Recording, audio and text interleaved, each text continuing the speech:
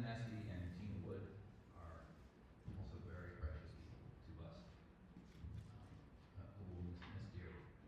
And for them and for all the knitters and voters and silent listeners who we miss, may we have a moment of silence for them.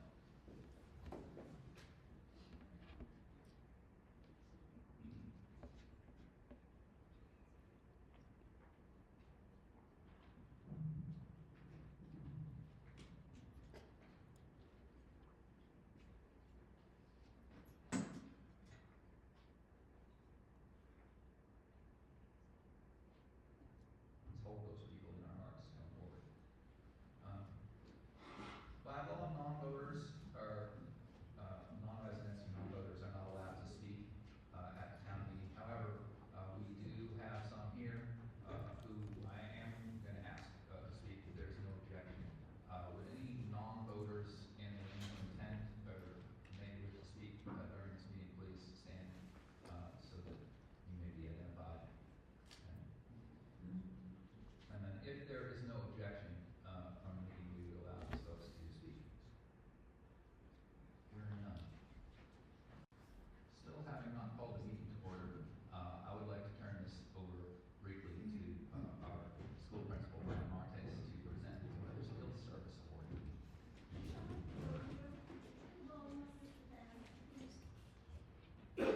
This is all the volume I have. I can try to get closer.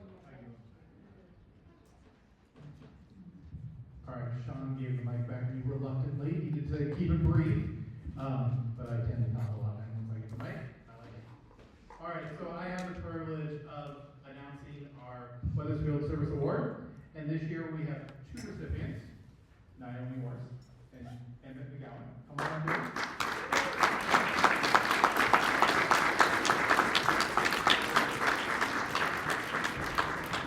They are, I'm going to call them the dynamic duo. They're amazing. They are able to help us out with so many things in the school.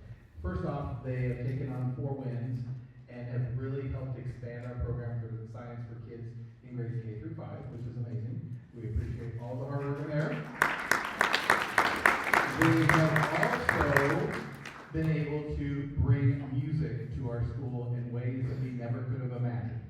So last year we had a musical troupe from Ireland that came and performed, and it was breathtaking. They also come to our school on their own and will play, which is great as well. We appreciate that.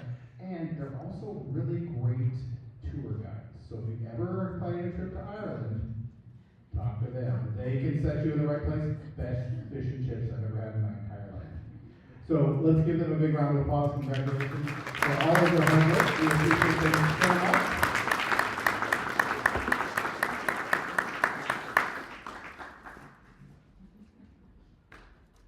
Thank you. One more round of applause. Thank you. And now I'm going to give the mic back.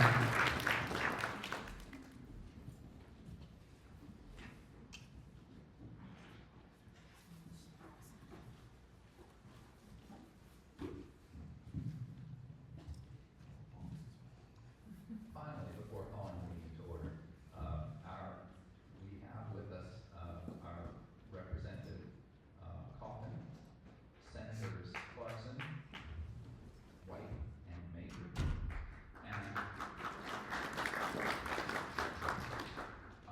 That's all I get?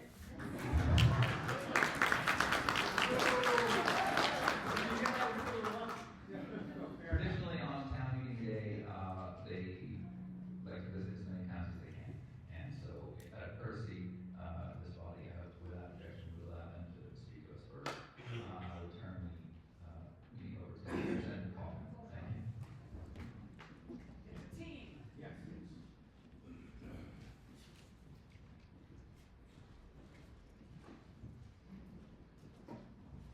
I'm happy to kick it off. I'm Senator Rebecca White, and I'm from the town of Hartford. And I'm so grateful for you all being here. We can give you legislative updates briefly. My update would be related to transportation. If you have questions about road or bridge funding or the move from every year to every other year safety sections, I'm happy to have those conversations. And then I would turn it over to Senator Joey.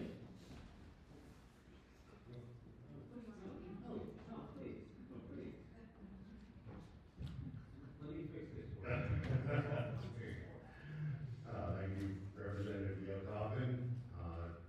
My updates will be on government operations and military affairs. So, you know, I enjoy working with the senators here on and hearing, you know, what they're passing through. This year we were looking at a lot of safety reforms for the fire departments, military, and police departments for my committee. We just passed through an omnibus safety bill. We have passed through a miscellaneous bill containing several bills for alcohol, which those are more directed toward encouraging small businesses to develop, small breweries, helping with our wineries, our thriving wine industry that's developing here in the state, trying to increase jobs. We had an overview for the one housing bill, it was just about rules, but I can talk further about that to people. Pull away from the mic if you want, or answer questions for you. And I'll turn it over to Senator Joe. Thank you, I appreciate that. My name is Senator Joe Maker. I am the Vice Chair of Senate Agriculture, as well as I'm in the Institutions Committee. I know earlier today you had a town meeting on schools. I know Act 73 has basically been in the news as of late. The transformation of our school system as well as our property taxes. I will say it is an ongoing process. And I wish I could say that there is something definitive right now, and it is going forward. And it puts towns, unfortunately, in a little bit of a bubble, because you're having to vote on something that, quite frankly, you don't know the full width and breadth of what you will be voting for as far as your school budget. But we will be working through that. I will also say Senator Clarkson, Senator White, and myself are not on the Education Committee, unfortunately. So although we can chime in a little bit, we do not sit on that committee. So, but that is first and foremost, I know in your minds. And I would also like to, sometimes boring things are important. So if you go to YouTube and go to Senate Agriculture or House Education, it will pull up what is actually being said in committee, and you can see how basically the sausage is being made as far as Act 73 currently. The other thing I wanted to talk about is public safety, and in particular, our sheriff's department. Right now, and I know Weathersfield was the first to, correct me if I'm wrong, Town Manager, to decide not to renew with the current sheriff's department. Is that accurate? That is correct. So I do want to make this distinction. The sheriff's department is not the actual sheriff. The sheriff's department is still doing its job. We currently have a pilot program that will be starting in Windham County to have a regional sheriff's department. And so we want to collect that data to see if there's a better way of doing it. But I wanted to particularly say that because the sheriffs that are currently in that department, in this department in Windsor, are doing the job. And doing the job of public safety that you need. Because the face of that department may have had some malfeasance, that does not mean the rank and file are not doing the job. So the only thing that I would say is I would caution you about throwing the baby out with the bathwater. And we are in the process, and I've got to say kudos to Senator Clarkson as well, because she is spearheading, trying to make this right for not only Weathersfield, but all of the municipalities that the Windsor district is covering. So without further ado, I will introduce the senior senator of the Windsor district, Senator Allison Clarkson.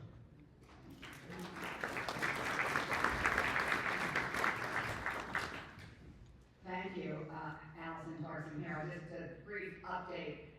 It's very hard, as you know, to impeach a sheriff or elected. He's a constitutional officer, and it takes impeachment, and that is a long process. We have an election coming up, and hopefully we'll have some really terrific candidates for sheriff.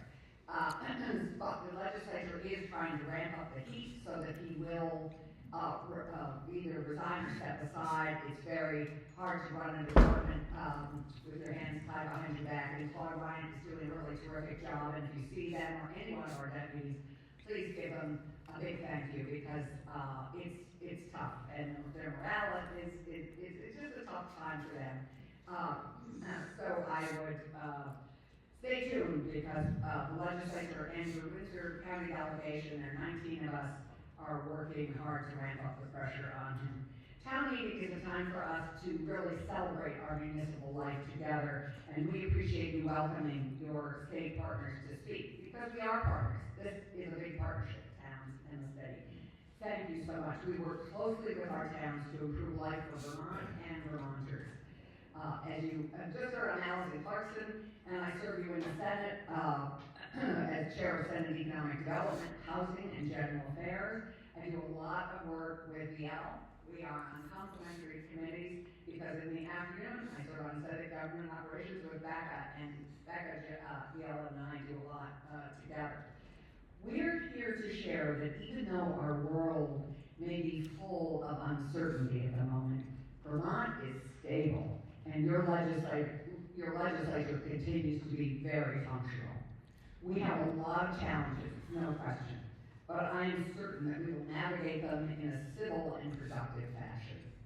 You will see us come out in May or June with a balanced budget, and we will have come to some consensus on how we go forward with education delivery system. This year we are most focused on protecting Vermonters' civil liberties and our civil rights, protecting Vermonters from federal budget cuts, working hard to keep Vermont an affordable place to live, working to ensure Vermont has a sustainable public education system which is sustainably funded, and working every day in our committees, which is where we spend most of our time. We're about halfway through. We're only 8 weeks through an 18-week session, and so we are making progress on things, but we're only in the middle of the work. Our work is a work in progress, and we're making progress on expanding access to primary care, building more housing, re-envisioning our education delivery system, reducing property taxes, expanding our workforce, protecting our privacy, and trying to reduce the gap in our transportation fund, which is at the moment $33 million. Haven't figured that out yet. Some of my committee work, just briefly, Senate Economic Development is working this year on trying to build more housing with less money, consumer protection, economic development, shoring up the resources that we provide our small businesses so they can thrive, and protecting our genetic and data privacy. Huge issues for us that we're working on closely. And government operations, we have just passed to the House our work on regional law enforcement, this pilot that Joe mentioned in Windham County. We're very excited about it because there is really no equity or equal access to law enforcement or public safety in this state. Every community has a different way of handling it. I have, as a senator, already had 2 domestic violence situations, one in Plymouth, one in Cavendish, that, the state police, in one case, didn't get there in time. It's no fault of their own. It just takes an hour and plus to get to Plymouth and even further to Cavendish. And we're also working on our protecting our election, our voting right in the voting rights bill. So many issues are being addressed in all these committees in the State House. All of us are grappling with the tough reality that money is tight, which doesn't mean that our needs have evaporated. In a very tight budget year, we face the perennial challenge of how we pay for all the good things that Vermonters want and need. So in the legislature, we say that we ask if we can speak on a point of personal privilege, and today I'd like to speak, if I may, on a point of personal privilege. After 22 years in the legislature, I have decided to retire, and serving you has been the honor of a lifetime. Thank you so much. Thank you for sending me.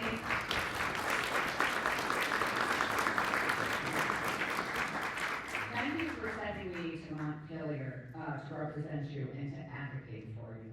Thank you for trusting me to make important decisions on your behalf. Thank you for the gift of getting to know you. It's really one of the biggest gifts of this job.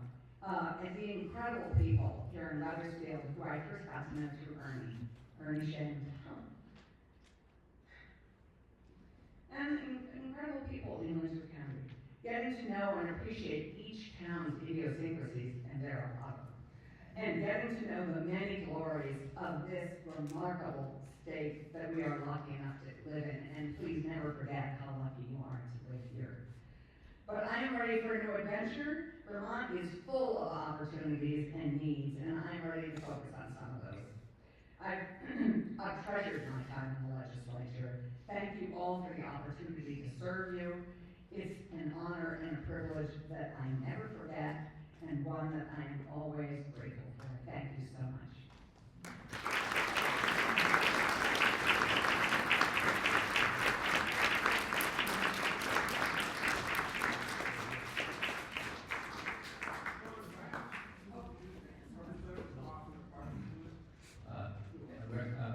Yes, we're not in order yet, but we'll recognize John here. Hey, John. Yeah, I'm gonna put you on the spot. Okay. On January 25th, Governor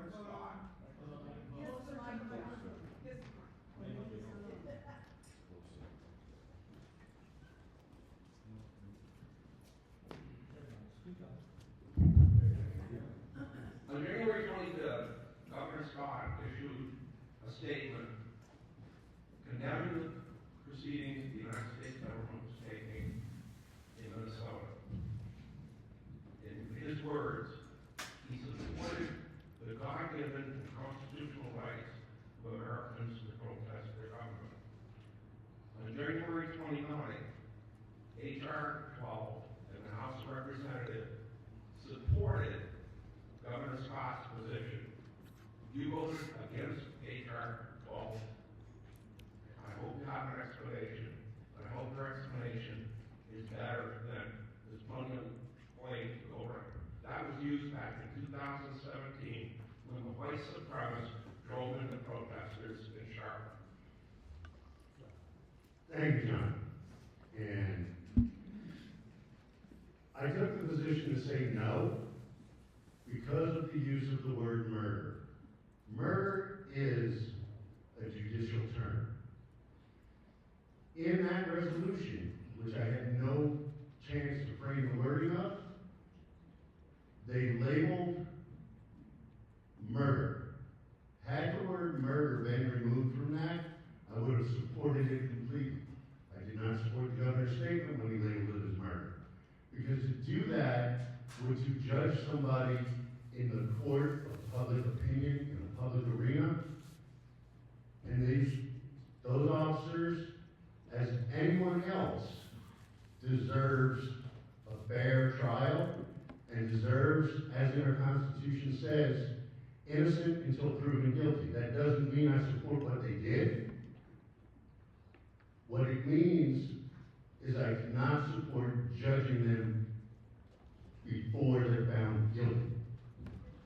If they're found guilty, and they should be investigated, they should be tried, but I will not label them as murderers for the sake of for political expediency. They have the same right regardless of opinion. So I could not sign on to that resolution and condemn someone in the court of public opinion before they've had a free trial.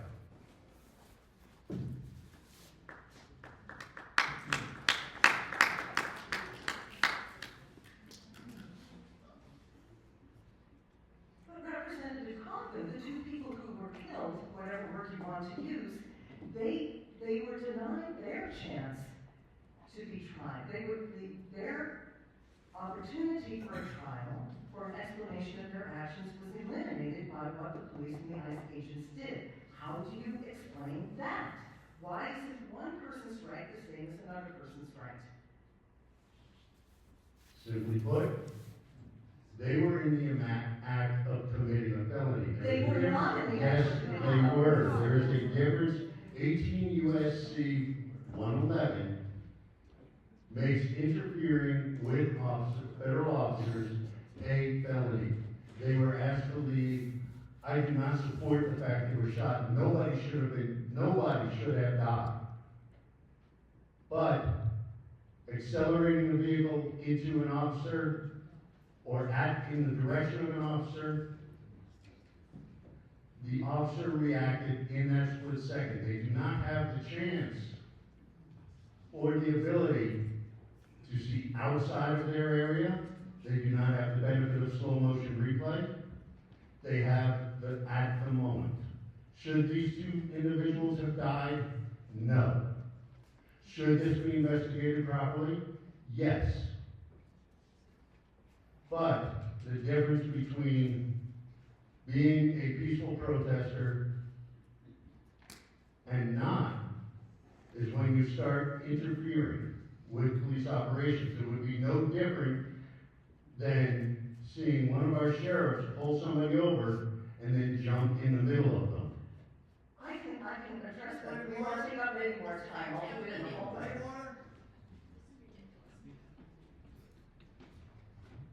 We have not come to order yet, Mike, but I'll recognize you here.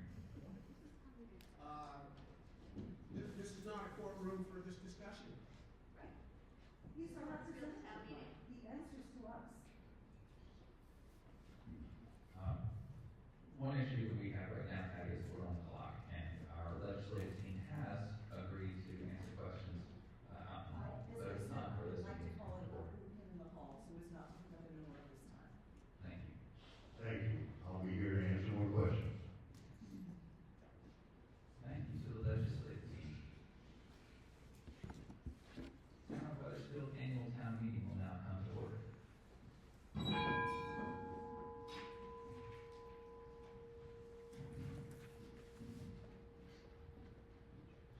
The legal voters of the town of Weathersfield, Vermont are hereby notified and warned to meet at the Weathersfield School, 135 Schoolhouse Road in Scutney, in the town of Weathersfield, Vermont, on Saturday, the 28th day of February, 2026, at 12:30 p.m. to act on the following articles.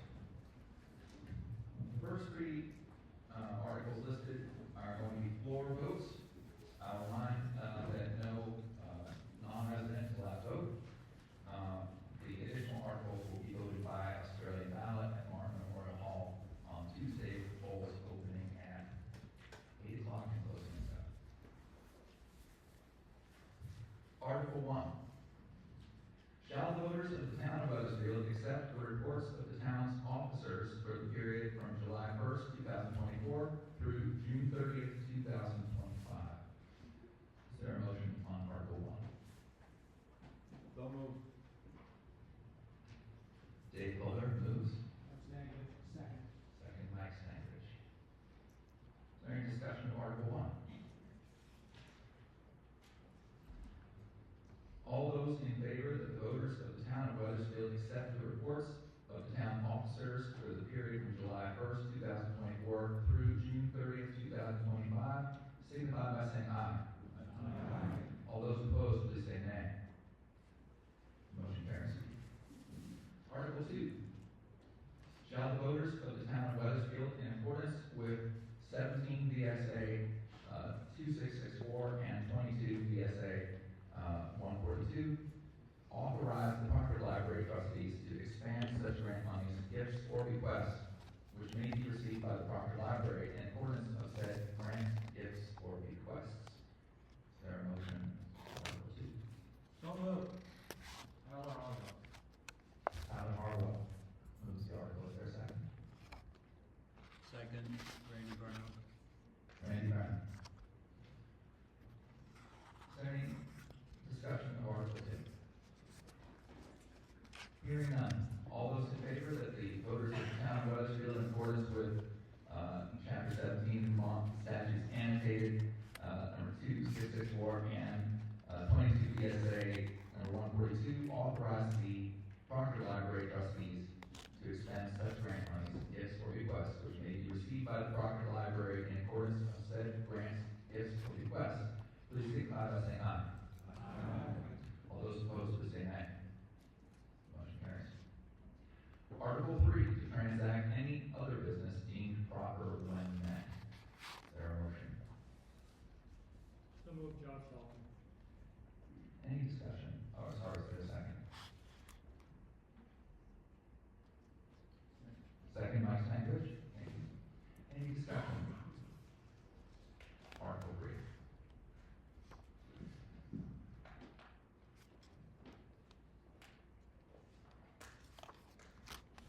Hearing none.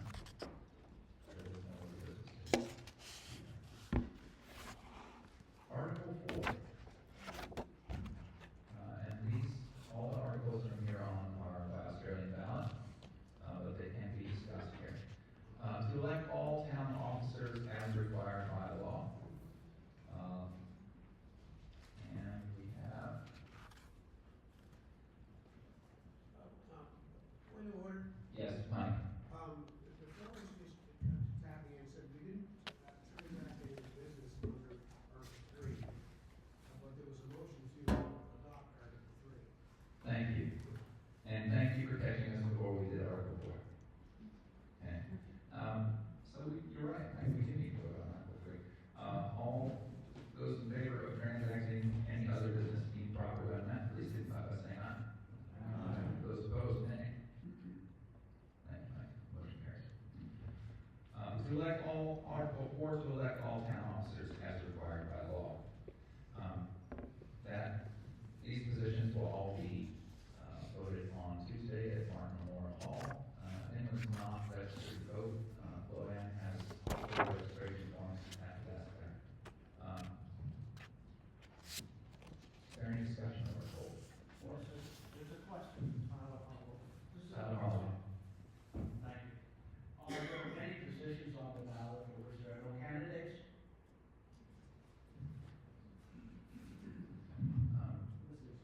Yes, both listers are, what page are we on, Mike? 36 is your list of, Thank you. Tyler, I direct you to page 136.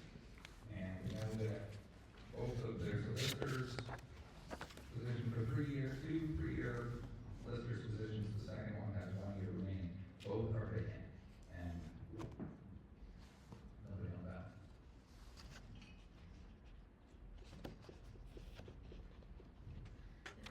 Is there any further discussion of Article 4? May I respond? Mike. For a second. And I understand that this was causing the feedback. In regards to the lister's office and vacancies, Floanne, I would need your assistance in answering this, but if there were write-ins for those positions, how many would be required for a person to be elected to that, one of those vacancies? And that's approximately how many? Thank you.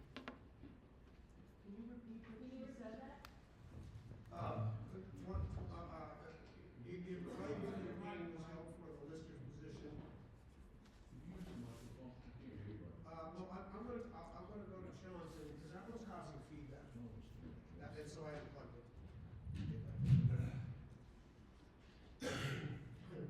Excuse me, the question is, on the vacancies, was the requirement to achieve election as a write-in.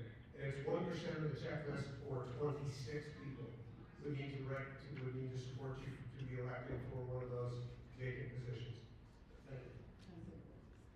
Any further discussion of Article 4? Just pointing out, regarding the listers, it is a 3-member board, so there is one lister currently serving right now. Is there any further discussion of Article 4? Hearing none. Article 5. Shall voters of the town of Weathersfield approve the expenditure of $2,054,621 for the support and operation of the town's general fund? $1,659,016 shall be raised by property taxation, allowing the select board to set the appropriate tax rate. I will invite Brandon to open the discussion with a presentation on the budget. The town manager.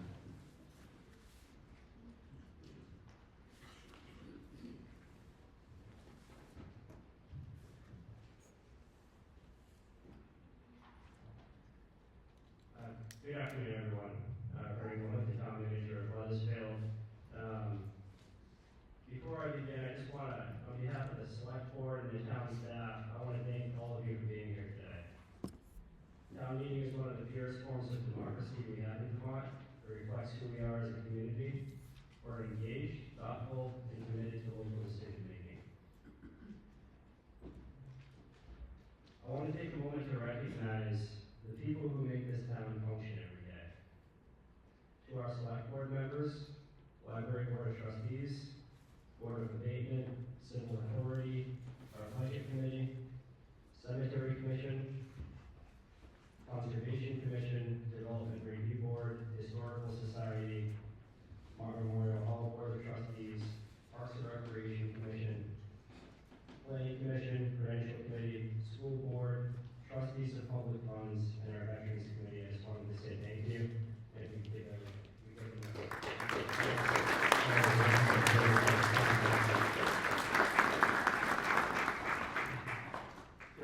our town staff and municipal employees, thank you for your professionalism and service to this community.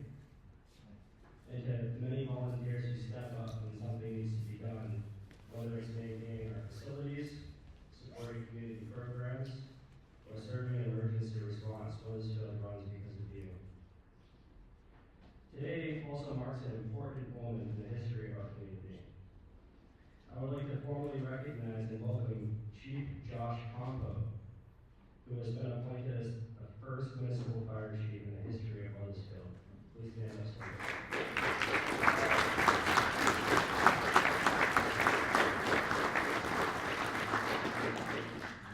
This is a significant milestone for the town, establishing municipal leadership for our fire department, strengthens accountability, long-term planning, coordination, and operational consistency. Chief Compo brings experience, leadership, and a deep commitment to public safety.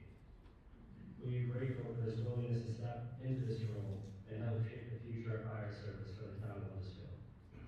Chief, again, thank you for your service and for your leadership.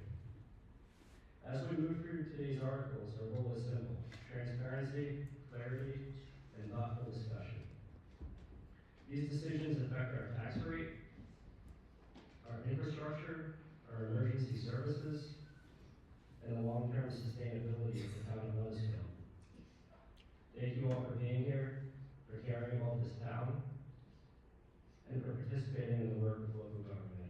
So, we'll begin now with the FY27 General Fund Proposed Budget. If you move to the next slide.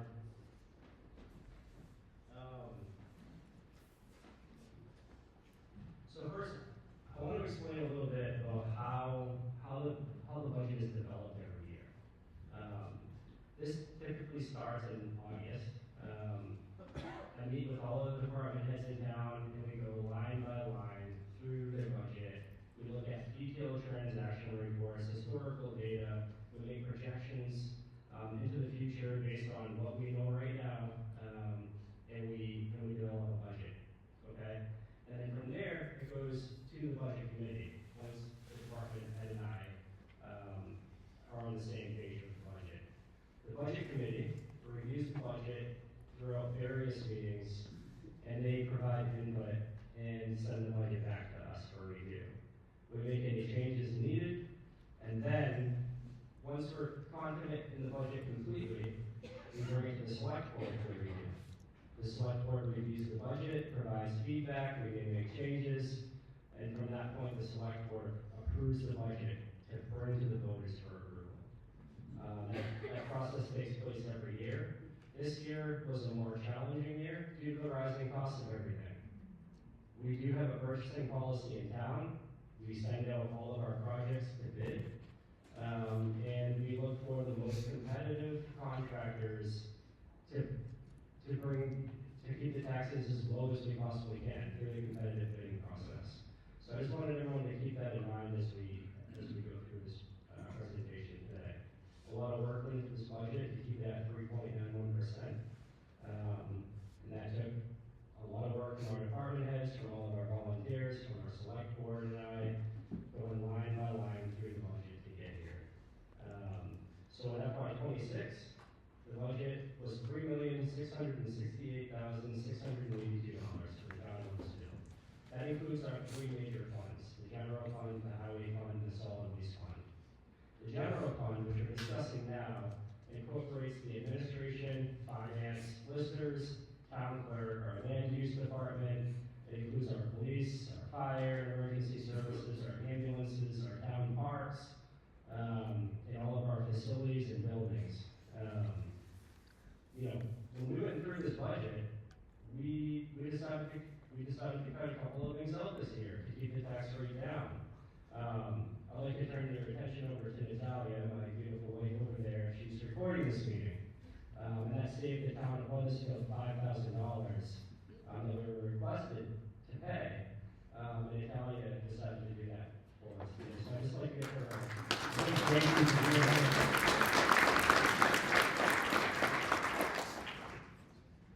In FY '27, we're proposing $3,811,954. So that's an $81,000 increase in the general fund, $28,000 in the highway fund, and $33,000 in the solid waste fund for a 3.91% increase. Suzanne, can you go to the next slide, please? All right, so this is basically a summary of what accounts for the general fund change. What we did is we utilized $50,000 from previously accumulated fund balance to offset the tax requirement in the general fund. So in other words, rather than raising the full amount through prior year property taxes, we applied surplus funds carried over from prior fiscal years to reduce the amount needed to be collected from taxpayers. This approach helps stabilize the tax rate while responsibly using available reserves. We also are earning more money from our bank accounts. The interest rates are a little bit higher than they were in the past. So that's, we're projecting to earn an additional $4,500 in interest earnings this year. And general fund expenses, $81,000. The total proposed increase in the general fund is $81,000. This increase reflects several necessary cost adjustments and investments, including a 3.5% cost of living adjustment for all town employees. And I want to just briefly explain how we got there. So each year, we get a wage and compensation study from the Vermont League of Cities and Towns, and we look at all employees in the town of Weathersfield. And we compare, we look at the average hourly rate for salary for that employee. And then we go through and we look at all of our employees and see how those line up. And this year we did that, and a 3.5% increase is what we deemed appropriate to increase our employee salaries. We have additional website development expenses. We're going through a website transition, which I'm sure everyone's going to be very happy with. Our website is being developed. The purpose of that is to make it more user-friendly, ADA accessible, and also more user-friendly, and overall just easier to use for the town. We do have higher insurance premiums across multiple categories: general liability, vehicle, boiler, fire, and property coverage. I think we're not just dealing with that in the town, we're dealing with that as individuals as well. Homeowners insurance and our vehicle insurance. They've been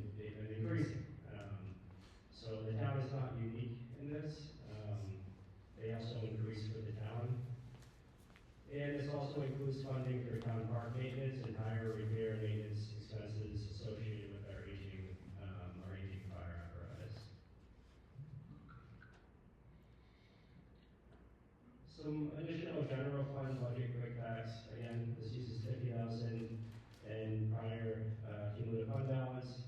It increases the general fund budget by a total of 4.15%. This does not include special articles 9, 11, 12, nor 14 through 20, which we'll get to in a little bit. It includes funding in the Lister's budget to ensure local review of the town library appraisal. It does not include transfers to reserve accounts. Further consolidates office supplies, postage equipment, telephone, internet, and IT services into one department. And here are some charts. So this is a comparison between FY26, our current fiscal year, and FY27.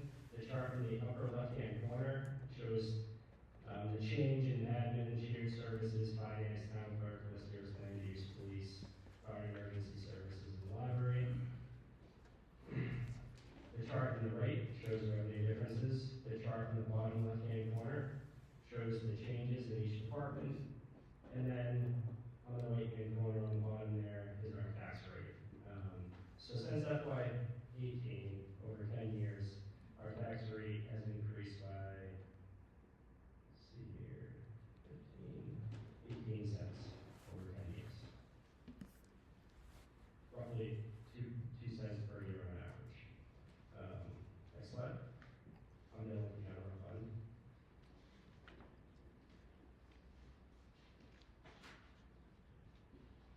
Any questions?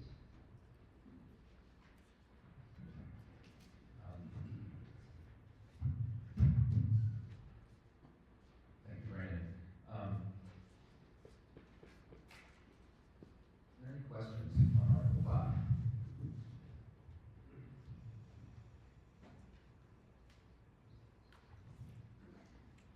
Hearing none, Article 5 will be voted on Tuesday at Martin Memorial Hall. Article 6. Shall the voters of the town of Weathersfield approve the expenditure of $1,311,796 for the support and operation of the town's highway fund?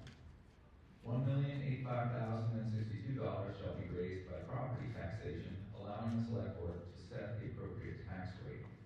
I'd like to invite our highway superintendent, Ray Stapleton, to speak first for this issue.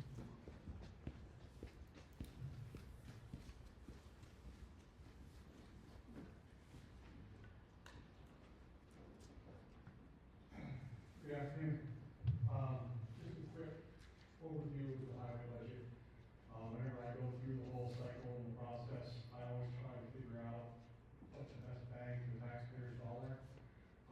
You'll see we've increased a little bit on chloride, did increase a little bit on the paving budget, so we can keep up with our routine paving on roads. I have a strong belief in weighing out the cost versus the result. So, if we were able to keep the budget down, I think it's a manageable position. I hope you guys agree. Next slide. I just want to go through some of the last year's results, and this year's grants. I do try to get as many grants as we can to keep up our infrastructure, so it's not a direct cost to taxpayers. Quick overview, Lee Bridge design, it was a $37,000 grant, we have design now, we go forward and try and pursue grants and get that bridge replaced. It is a dead-end road, the weight capacity is not high enough for oil trucks, a lot of trucks are fire trucks at this time, it's kind of an at your own risk bridge, it's not a good thing. Bowmanville Design Grant, this is one that is redesign the entire road from the interstate down to Roberts Road. I went to a A&R conference, I go every year in October. I met with a group of folks that had some grant money. They were looking for different ways to help towns design things to get ready for the future. This is a road that has a lot of washouts and mud. So I talked to them, they gave us the grant, and this is 100%, no cost to the town at all. The next step would be to go back to the same people to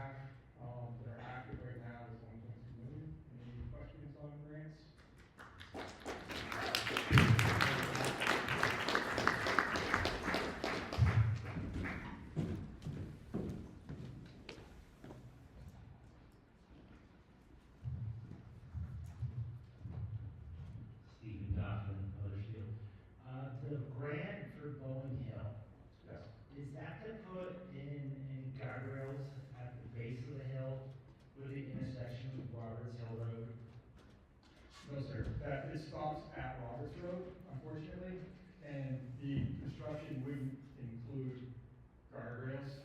It's already clean in front of the guardrails. That road is very steep, and if you go to the left at the bottom of the hill, it drops off. Yes, sir. I go down that road during the winter all the time, and I'm totally paranoid about dying at the bottom of that hill. There There was work down there, but there were no guardrails put in, and I was like, what the heck is going on here? So it's definitely a safety issue. Thanks. Unfortunately, there are no real grant funds for guardrails. This is gonna be out of our pocket, and we really need to start, repairing guardrails and replacing guardrails everywhere in town. And it is very expensive, but it is a safety issue, so it's something we need to start planning for in our infrastructure. I've been trying to become more proactive instead of reactive. This is my 6th year. Yes, that is on my list. I did just apply for a grant for Reservoir Road because that's federal access lands technically, because it involves the federal land and flood control. So that will cover guardrails if you get it. I don't think we're going to do it. I'm trying. Next slide.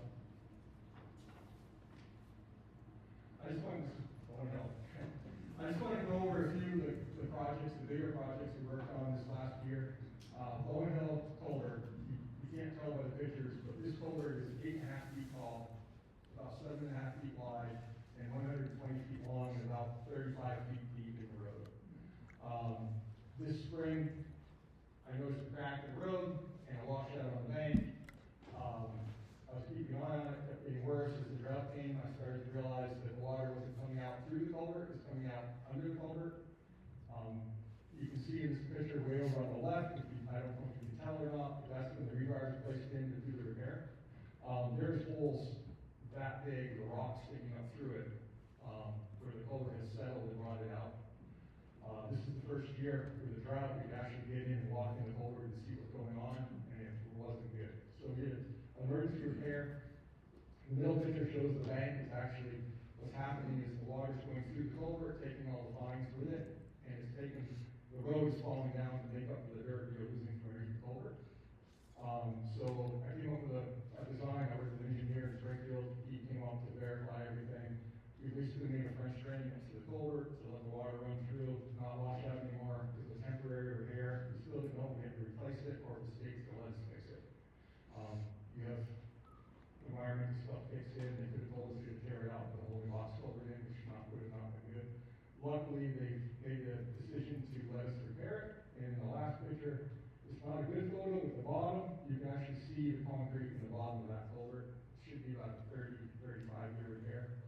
The total project for the concrete was about $80,000, which is a lot. It wasn't budgeted for, and it was in our reserve, and we didn't have a grant for it, but it had to be done. So, the next slide. Elk Falls Bridge. This is one of the last of the 3 big projects in town from the storm in 2023. You can see that's during the storm, and you notice the different coloration in the foundation, the abutment of the bridge, where the water is. The next picture is where it normally is. So it took all that riprap out that's protecting cement and washed away. That picture is before all the rocks actually left. The center picture is after, and the third picture is after repair. So it was essential for us to go to FEMA or everywhere point to put the riprap back, because if we left it alone, the next big storm would have gone behind the cement, eaten in there even more, and washed out that second bridge. Next slide. Little Scotty, same scenario. On this one, the brook actually shifted over and went completely under the footing of the abutment in about 5 feet under the bridge and washed it all out. Our original design was to go straight down in front of both sides with a knee wall or footing and stop the water from going further. As soon as they started digging, it was completely flat, saturated, a little Scotty, it's all pretty wet. So we had to go with a different engineering plan, and they actually made a semi-box culvert. It was concrete all the way across the bottom now. And the first picture, you see the shadow on the wall. That's actually the head wing wall falling in. It washed out and it was starting to cave into the roof. So that's now gone. We worked with FEMA to get mitigation money to make sure we cover all of it. We were fairly fortunate to actually get the funding. Next slide. Although this is just a ditching project, one of those grants and aid projects. We went and did, 8 sections, and they're 330 feet long. Reestablished the ditch, stone line where needed, and we actually lifted the road up about 8 inches to a foot in some places to allow drainage. Next slide. This is Suzanne's project, actually. I'm going to give her credit. I don't know if anyone knows what a beaver receiver is, but instead of letting the beaver dam the culvert up, and we have to go there on the weekends and everything, and unplug it, finally export the beaver. We are trying a beaver receiver, and this device will allow the water to keep flowing through. A beaver comes in and starts plugging up around the culvert. Apparently, they're not smart enough to realize the water's going through the further culvert. It's supposed to work. We gave you a grant. We're going to try 3 of these in our town, see how they go. If it does work, the cost should outweigh any damage or overtime on having to come in after hours to flood roads. So, knock on wood, Suzanne, hopefully you're right and it works. If not, I'll let you know.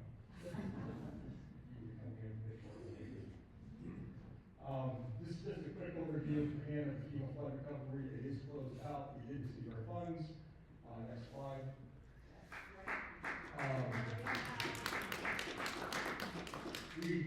This is just a quick update. A Scotty Basin Bridge deck is done. Temporary bridge over the Scotty Bridge is part of that project, so people didn't shut off. The little Scotty Bridge has been repaired underneath. You saw those photos. The covered bridge on the Falls Road is the riprap work. Those are all the numbers of the money we got. Perkinsville hydrant was a washout and it flooded, so we worked with the fire department to have that replaced. And then just town-wide repairs for Washington, washouts in general was 11,000. Next slide. This is the Scotty Basin Bridge, the damages on those ribs, those are pre-tension, I don't want to get into the technical stuff. Those are pre-tension ribs with the pre-tension cables, so once the cement broke, the cables lose tension, so they will start to shrink. That's now gone. We have a solid cement concrete slab instead of ribs. Luckily, we got a grant a couple years before, the year before this flood, just finished the design. So FEMA couldn't say they had to build as it was, because that's their thing. We are getting the design in place so you can build it properly, which is roughly the draw on that one. Next slide. This is the afterwards it came out. You can see that's a solid concrete deck now with no ribs, rocks can bounce off that. If they do crack it, it's not going to release cable tension because there is no cables, it's all rebar. So it's a totally different design. Next slide. We can skip this one, this is just going over what the stuff was and what the work was. Again, both of those pictures of the bridge during and after the flood. Next one. Little Scotty Bridge shows the undercut. You can actually see all the stones on the left-hand side. The river should go there. And the water comes around the sharp corner, it pushes it to the right, and how wide the river is in the foreground is how wide the river actually is, and that's how far underneath that cement button it was. It was pretty severe washout. So continue. Total federal and state funding was 1.1 million. So we did try to max out everything with mitigation, and there's a lot of math to try to figure out if the project hits a certain amount, they give you extra money for mitigation, and then we had to redesign. And anyway, we managed to get that all done, and it's over, hopefully stronger than before. So next. That's it. Any questions? Concerns? Thoughts? Thank you.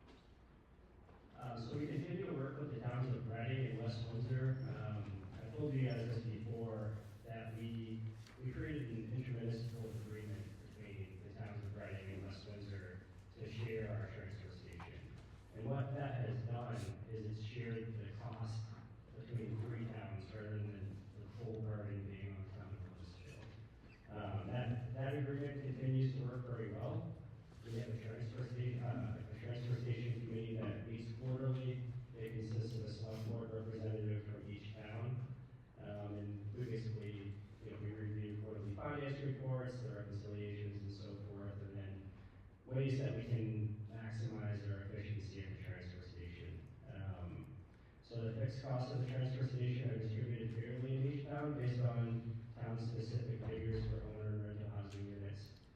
So for example, in FY '25, the town of Reading allocated, 30,360, West Windsor allocation is 55,000, and Weathersfield's allocation is 104,000. Pre-2022, there was no agreement in place, and the expenses were not fairly equally distributed. So this is how it works here. So the fixed costs up here at the top, this was our, back in FY '23, our fixed costs were 120,000, that has increased to 190,000.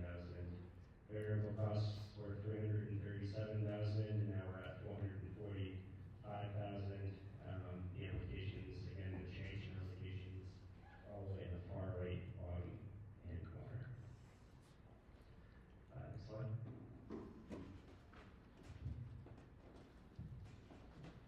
So just to give you guys a little bit of overview on how this transfer station works. It's an enterprise fund.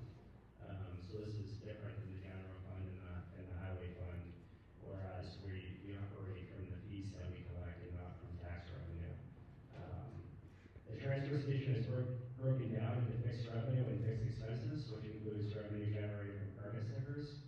Every resident gets those in the mail every year. We typically change the color. Expenses such as personnel, insurance, IT services, internet and phone, safety equipment, facility maintenance, highway service, payroll and accounting management services, electricity, and annual debt payments are included in our fixed costs. And then again, they're equally distributed between the three towns. Similar to the general fund and the highway fund, this budget includes a 3.5 increase for transfer station employees. We're currently in the process of doing a transfer station assessment to determine the following: ensure appropriate staffing levels, analyze cost per ton disposal, evaluate labor costs as a percentage of total operations, review permit sticker and permit revenues versus operational expenses, and identify opportunities for cost containment. This assessment, we're looking to improve operational efficiency, including traffic flow bottlenecks, inefficient container replacement, recycling, contamination issues, redundant processes, and manual tracking systems that can be automated.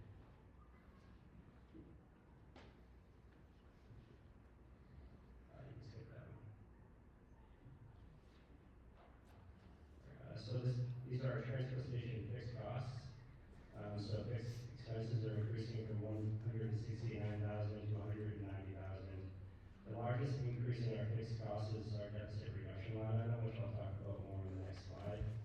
We have accumulated a deficit of 183,000 in the transfer station. We started this reduction line item in FY '26, and basically we took the entire cumulative deficit at that time, we divided it by 7 years, and we put it into the budget as a fixed expense, and then that fixed expense is fairly distributed between the three towns that use the transfer station. The way this works is it resolves itself over 7 years, and then every year if the transfer station is in a deficit, it's put into the following year's fixed expenses and resolved. If it lays in a surplus, it brings the permit sticker cost down. Next slide. In FY '26, the permit sticker was $57.40. Everything that I've just discussed with you will increase the permit sticker from $57.40 to $64.45. And this is how this is basically a history of how that cumulative deficit accumulated. It started back in 2002, long before, about 20 years ago, when the transfer station went in an $82,000 deficit. And as you can see, it's never really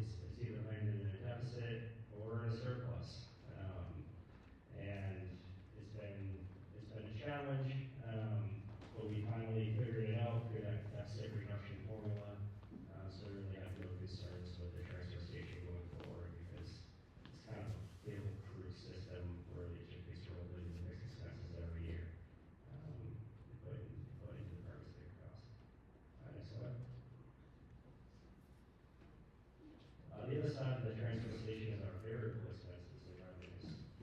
Those are the punch tickets. The reason these are variable is because these costs fluctuate depending on how much trash or recycling we dispose of. Punch tickets are purchased by anyone that uses the transfer station, and those are punched depending on the number of the amount of trash each person throws away. In FY '26, we budgeted $242,000. In FY '27, we're budgeting $255,000, total increase of $12,319. As you know, we used to get paid for recycling and or dispose of recycling materials for free. Now we pay $64,000 a year of recycling pickup and tippage and other recycling related expenses. The cost of disposing of C&D and municipal solid waste has similarly increased. Our haulers continue to increase the cost per pole and per ton. And they're not doing that to beat us up. Fuel costs, everything's going up. When they have to repair their trucks, that cost is more.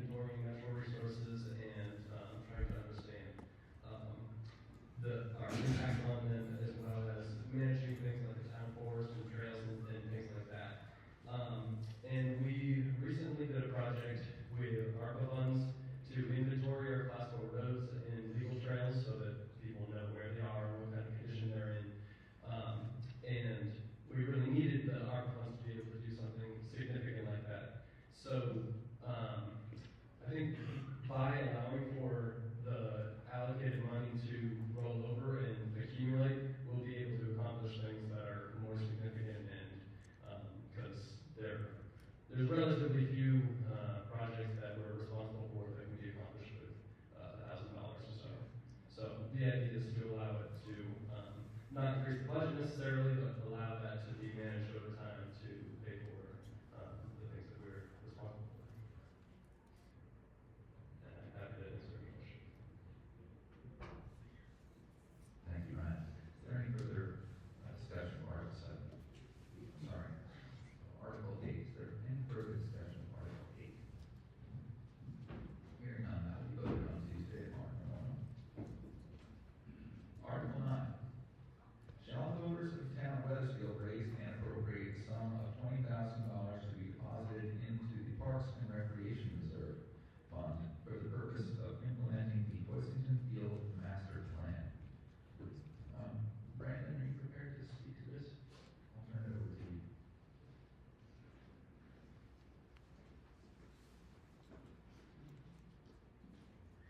All right, guys, this is, this $20,000 that the Parks and Recreation, Weathersfield Select Board is requesting.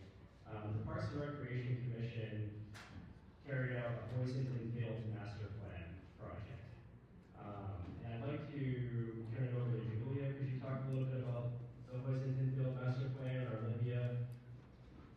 And then I'll explain the finance piece after.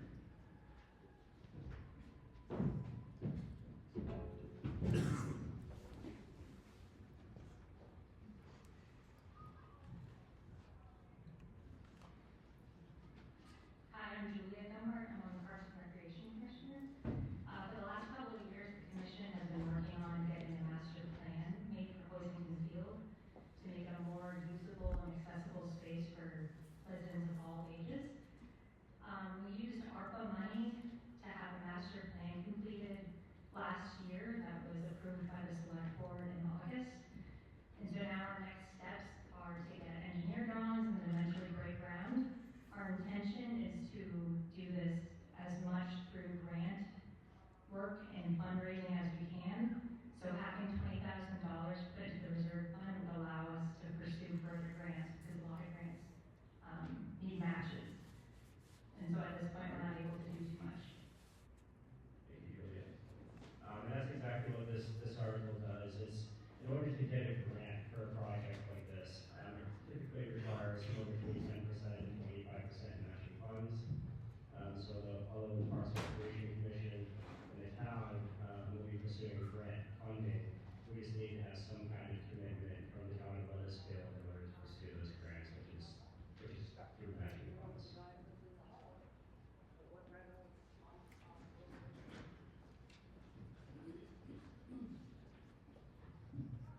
Thank you, Brandon and Julia. Is there any further discussion of Article 9?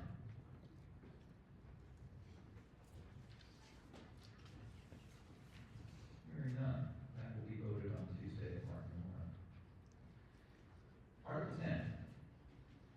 Shall the voters of the town of Weathersfield raise and appropriate the sum of $292,000 to fund the Highway Motorized Equipment Reserve Fund for the purpose of replacing highway motorized equipment as described in the Highway Motorized Equipment Capital Plan?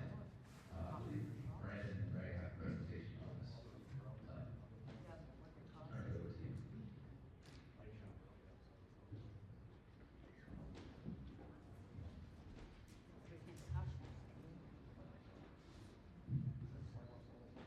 Thank you. The next slide. All right. So this is one of the most exciting things that we've been working on for several years. As prices increase, how can we sustain long term? How can we look at our fire equipment, our highway equipment, our technology, and pay for it at this point by borrowing or not borrowing, is what this is about. And next slide. The select board basically tasked us with trying to figure out how we can pay less over time and stabilize our tax rate. So we developed a long-term capital plan. Over the past, at least from the 20 years of financial data that I reviewed, the town has paid hundreds and hundreds of thousands of dollars in interest. And that interest is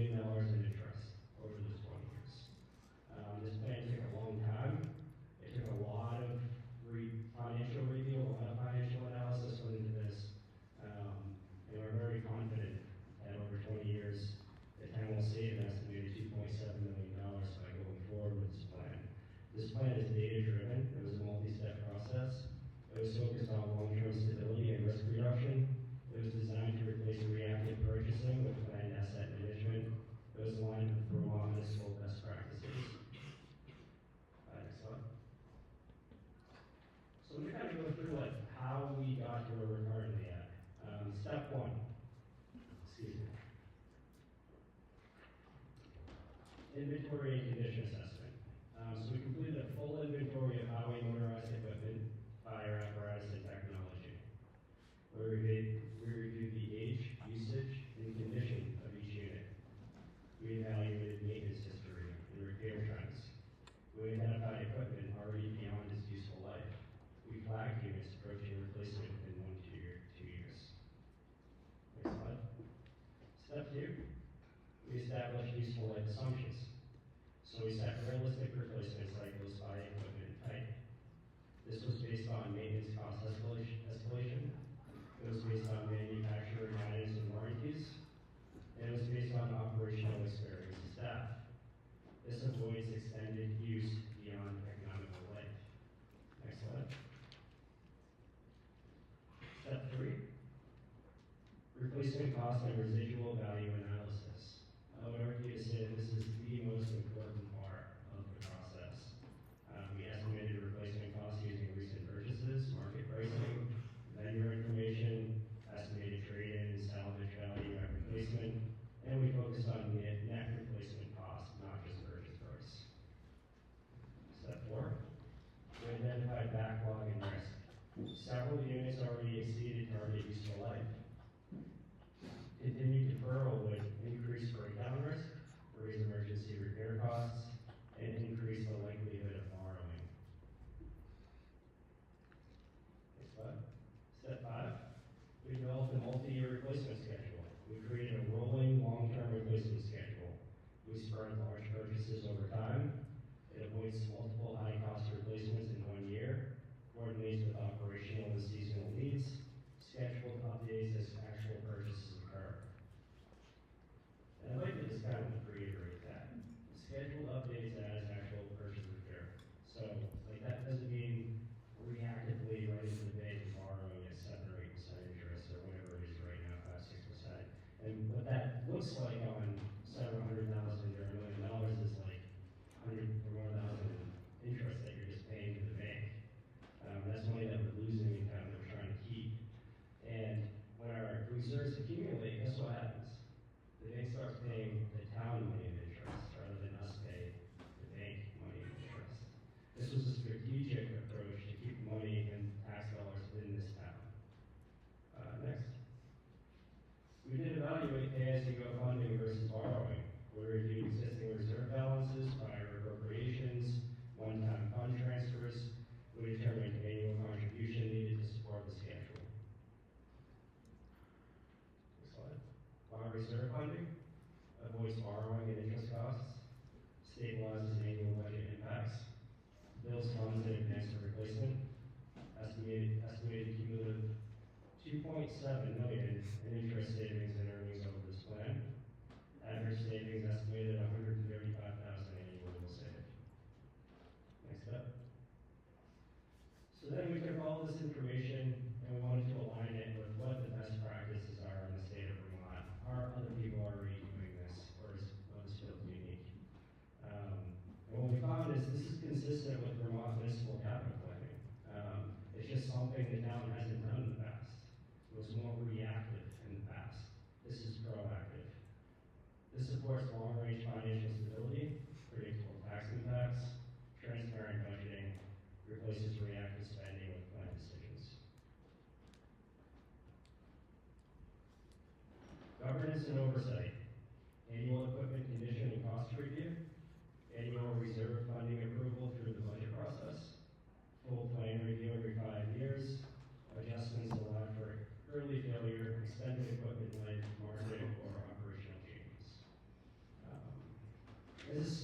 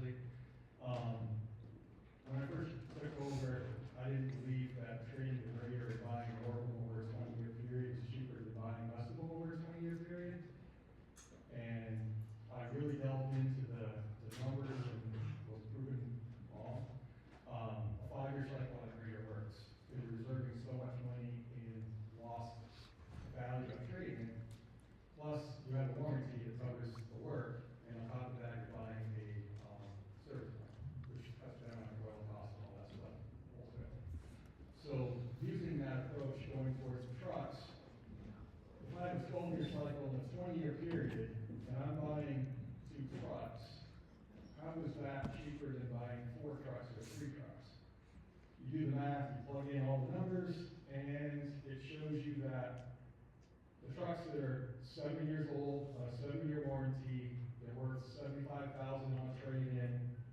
After that, you have to add the maintenance costs, and then the value keeps dropping. Any maintenance and any value depreciation has to be made up on the next purchase with new tax dollars. If you keep it stable, like on the grader, you reserve that original cost, the percentage of it, that you're not making up with new tax dollars.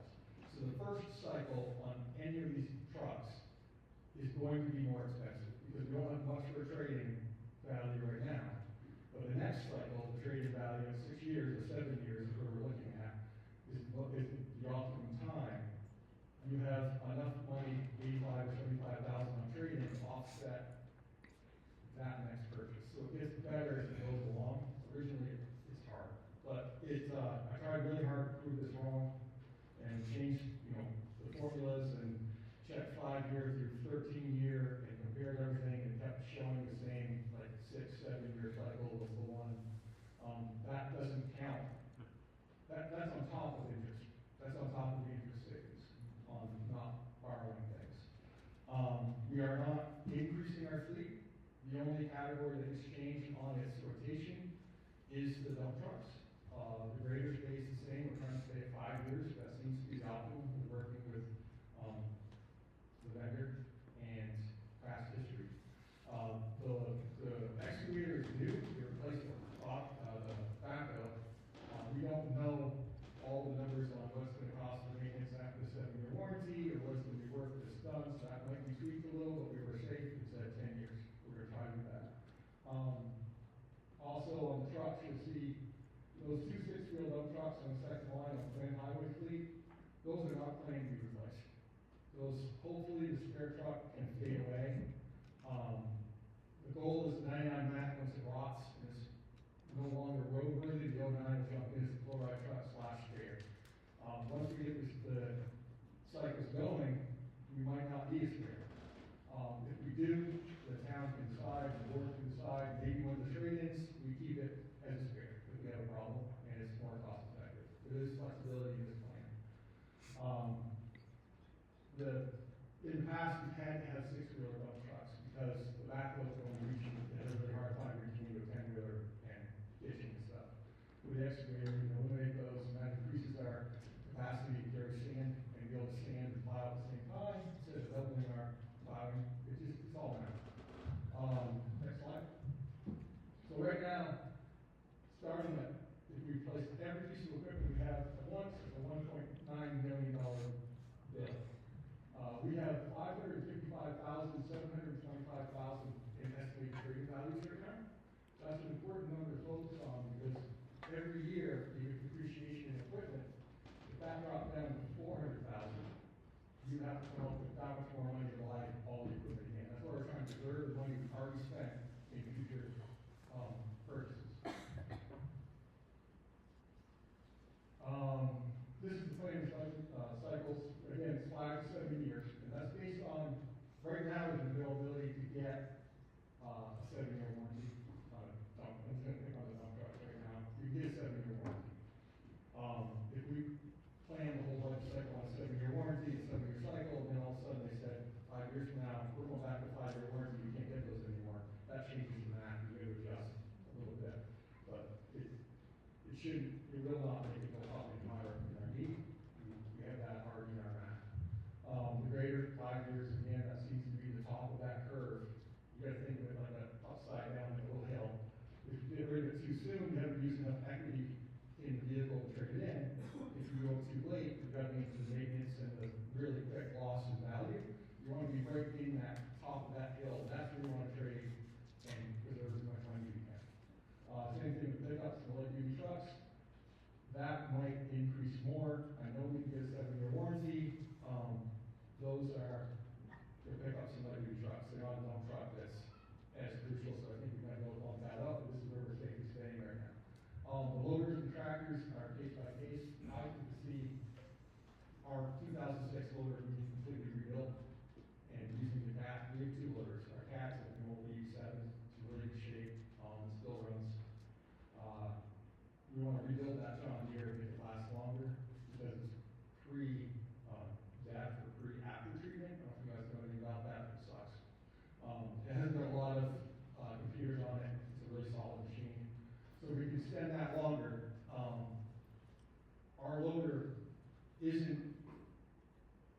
loaders, we have a lot of flexibility, like during a storm, if one breaks down, we jump to the old cat, it takes longer to load trucks, we can still do it.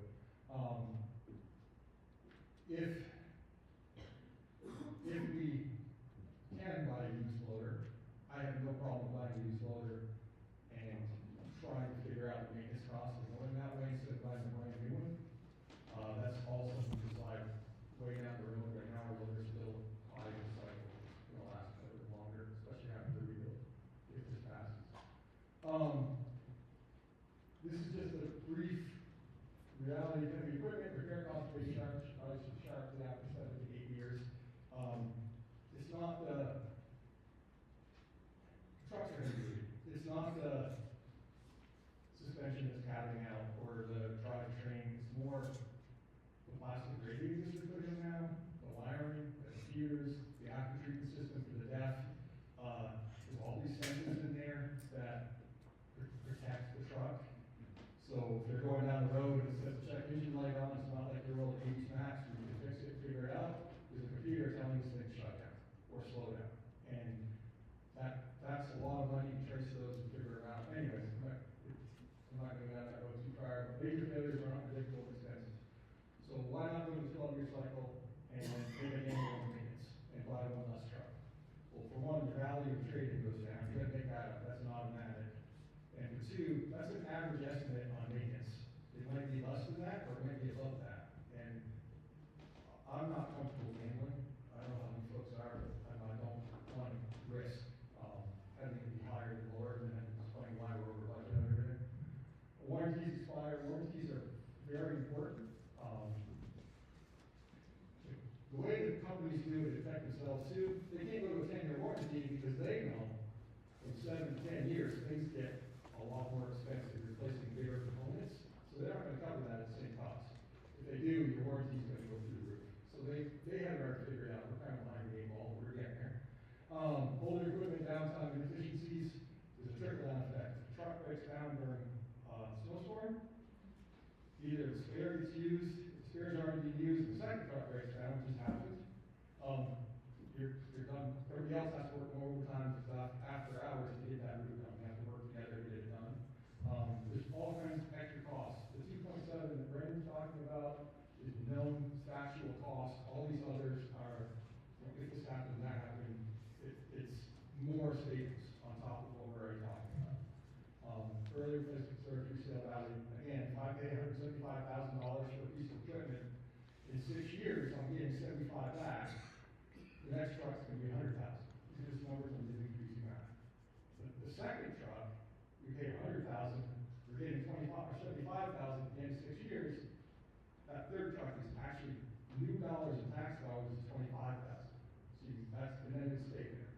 So that's like I said, the first bump is hard, but once you get past that first cycle, you're going to be a lot better off for doing it this way. How you go to the special snow removal, you know all this stuff. You can go to the next slide. Without a plan, what we do now is say, the select board, hey Ray, what do you think you need to buy next year? Well, I think we can buy this, and we figure it out. Well, the fire department has to buy this, so maybe they buy theirs, we don't buy ours, we spend ours, they go longer, whatever. It just doesn't work. We're always reacting to what's happened.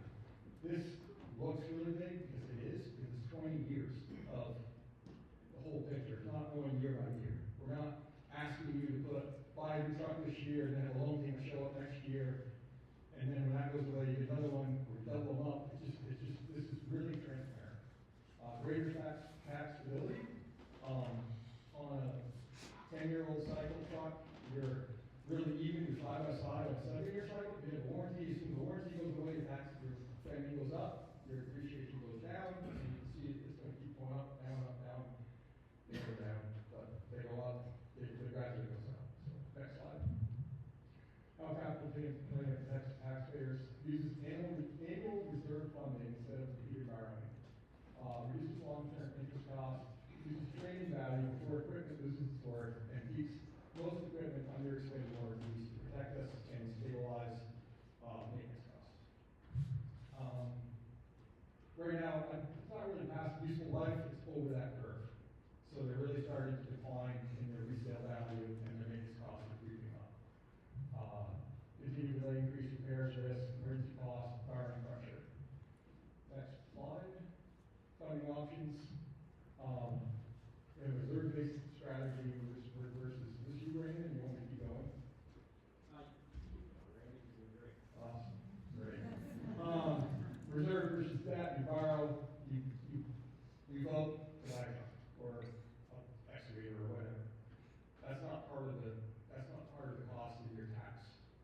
once that article passes, sometimes it's a year before that bill's first due. So, not the next year, but the year after, you have an increase of 20,000 or whatever the payment is, plus interest. This is like, we know what it is, this is the reserve, this is what we're spending, this is what we're buying. If I decide that I wanna buy a roller to compact roads, this starts over. We have to go to the board, I can't add equipment without approval. It changes the capital plan, you have to come to them and say, I need a roller, to replace it, it's gonna last 10 years, it's gonna cost $100,000 to replace it. And then they have to look at the numbers, and then the capital plan will be adjusted up if that happens. Now, I can maybe talk to them, buy a roller, and get it in there, and have you people vote on it, and then we'll have to figure it out. This is way more transparent, it protects us all from knee-jerk, like, I decide I'm gonna go classes, with a piece of equipment, I'm talking to buying it, somebody else comes along and changes the subject, and doesn't want to use that piece of equipment anymore. It happens, unfortunately, a lot in some towns. Next. Beginning balance, right now, in my highway reserve, there is a reserve that we sometimes try to put, within like 32,000 a year placed in there. Or if we have a fund balance left over, I try to talk to town manager and select board into using some of that fund balance to fund these reserves. We have one for equipment and one for like the local project, infrastructure. So beginning balance is 146, and fiscal year budget contribution was 25,000. And I don't know if that was special article or just reserves left over from the previous budget. Flood recovery transfer, that was our money. We were fortunate enough to talk to them and give them some money. We ended up with 63,000. Right now, we have 234,000 in seed money to start this capital plan. Then we have to add to it every year to keep it where it needs to be to buy the equipment. So, next slide. Right now, we do have that out there. We are paying interest on some of the equipment. All of it should be sure to be gone by fiscal year 30. The greater debt ends with the next, if this is approved, the greater debt will end with the fiscal 27 purchase. Which means we won't have a loan, we won't have a payment, we'll pay cash, and then go forward with 5 years up that we are doing already. The excavator debt matures in fiscal year 30, and after that point, no equipment that is being purchased should be receiving any borrowed funds. That's where you really start seeing no more interest payments, and it goes away. So, next. These are the controls, how we track it. This is something just do it once and forget it, walk away. It's something that needs to be assessed over time. A lot of the things in it are estimates. We have an estimate on what the grader's worth when we trade it in, and then there's the reality of what the economy did by the time we get to year 6.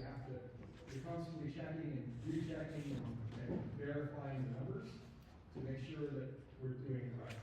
And those reports come forward to the board, go through the board, and it's just a way of checks and balances the whole system.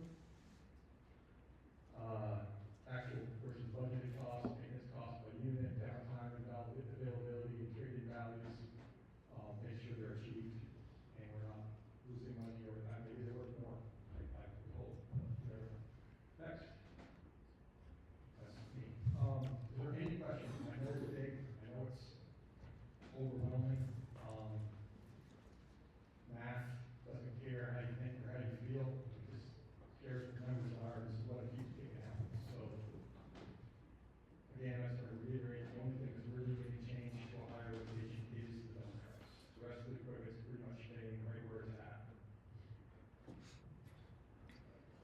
So is the 292,000, is that going to be requested every year? That's the request, that's the starting point, it stays that way throughout the plan. And it is a huge increase, and it's a big number, but if you borrow the money for every one of these pieces of equipment, it's the same amount of money, and then you throw the interest on top of it. So it looks, it's like, I don't have any money, so I'm gonna use my credit card, I'm gonna pay for running bills this month.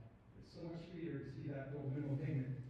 If you start doing that every month in your household budget, it's not healthy. So that's what we're trying to do as a town, is to stop using the credit card and start doing it this way. I have a hand somewhere. So this would be not the budget item? Correct. Ongoing? Correct.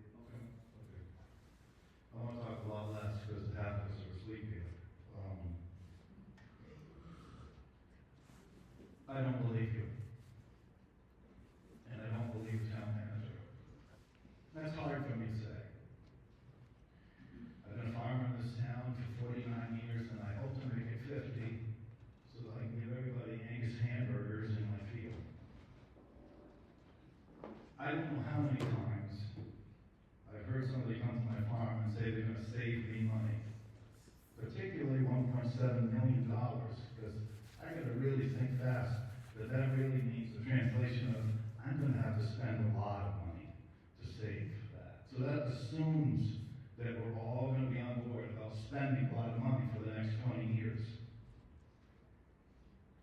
I went to UNH 50 years ago. Well, that scares even me. I went to classes to take soil and learn about cows. And when I took math, my entire time I was there because I liked it. It's the only way I've stayed a farmer. And one day in math class, the teacher at UNH said to me, "We got to talk about something else, boys and girls. And that is, you're not going to find this in the book. Beware of the new paint disease." Well, you guys and girls want to be farmers, and you'll have shiny objects that you want to buy, and buy a new baler or a tractor or something. And the hardest part is to pay for that. There are 4 area garages within 10 miles of here that are professional people that work on trucks every single day in machines. In fact, one of those garages, Ray just mentioned, Regan and Bush, the John Deere loader that we have.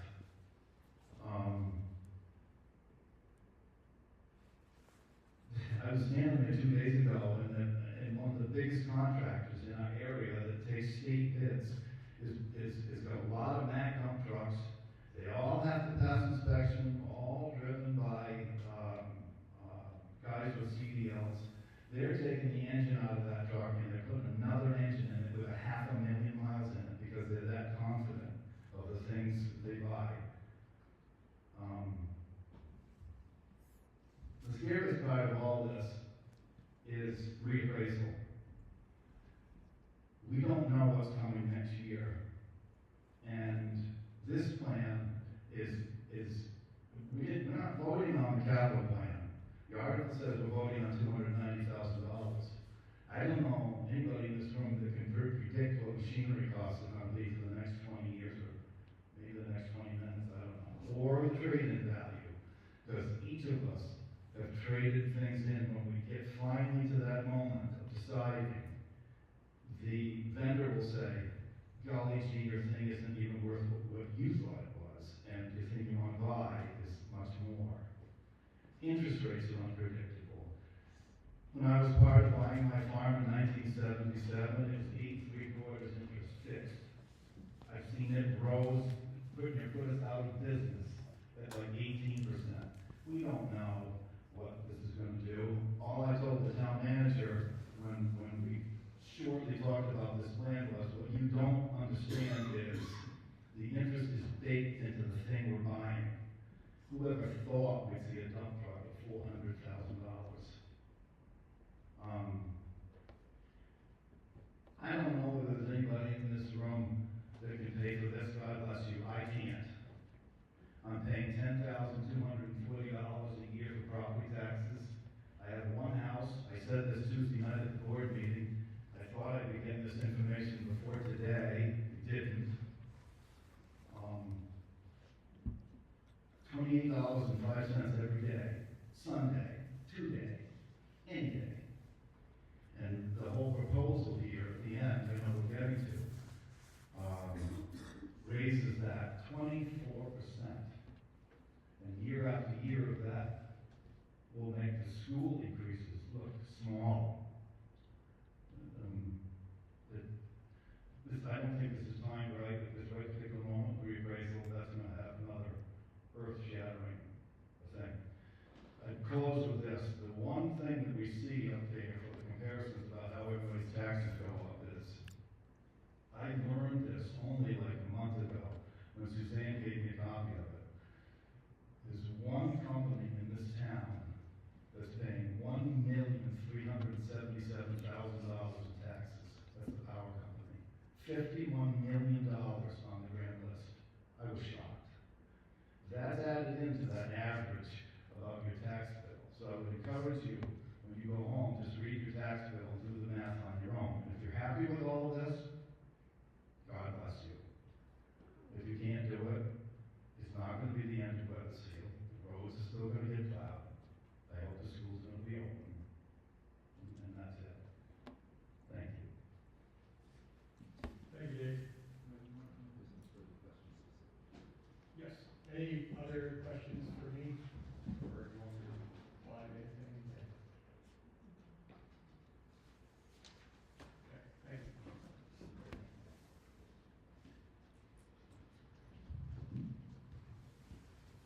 Is there any further discussion of Article 10?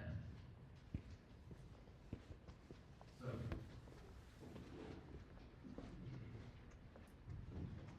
Sophia Martin-Kaiba. Just one, I guess, add-on to Dave's comments. Can we get the math of how you did it? Is it in the book, or can we request to actually get the detailed math? Because some of us kind of get math more than others. Yes, and I actually plan on going through the math when I get to the technology portion. The way we set this capital plan up is we're doing highway, and then we're doing fire and technology, and then we have a conclusion on how the math works at the end. So it'll be like 2 articles from now. Okay. But I can also give you a copy of the actual capital plan and the hard Excel document data that we did if you want to look at it. Okay. But can we almost see what, like, can we again, hindsight is 20/20, and you can't, what Dave is saying makes sense. You never know what percentage rates are gonna be. You never know what prices are gonna be. Who thought our prices would be this high at this point for everything that we do and use? So I wanna be mindful of that, because I've been in corporate America for quite a few years, and they do this, maintenance costs and warranty costs, and so they have the, typical, it's much nicer from a budget perspective when you have the same cost each time. But is it cheaper than buying everything outright? I worked for a small lab, and the head of the lab said, I don't buy anything on loans, I buy everything outright, so I know what I have, and I don't have to be, trying to come up with money. So I just want us to think about that a little bit. And I can respond a little bit. So the way that I came up with the interest rates is I looked back at 20 years of interest rates, and then I projected out based on the economy 20 years. So it is taken based on an average of 20 years of historical data, and again, forecasts and projections for 20 years. I have hard data in my office. I'd be willing to share it with anyone. The math is what the math is, and the math demonstrates that this town will save $2.7 million over 20 years. It took us hundreds of hours of financial analysis to get here. I'm a taxpayer as well. I don't want my taxes going up. No one does. But I would rather know that I have stability for 20 years, and I'll know what I'm paying for, and I'll know that my money is not going to the bank, it's staying in this town. And those savings help us in the future. So, I definitely don't want to increase my taxes, but I know that by doing so, I'll have long-term stability and predictability. I'd just like to say let me come to Mike, please, thank you. And state your name again, please. I'm Susan Wilder from Perkins Hill. I'd just like to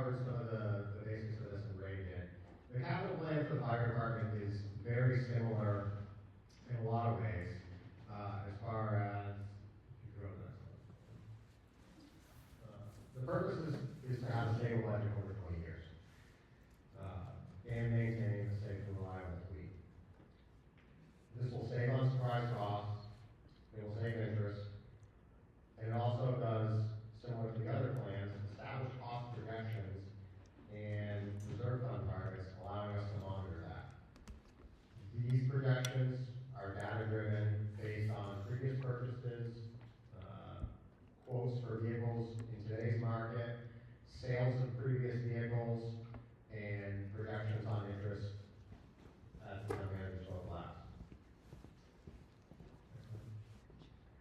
Our current fleet is 3 pumpers for engines. We have 1 tanker. We recently took delivery of a used rescue truck to replace the ladder truck that was involved in a crash in November, a utility vehicle, a mini pumper, and a brush truck.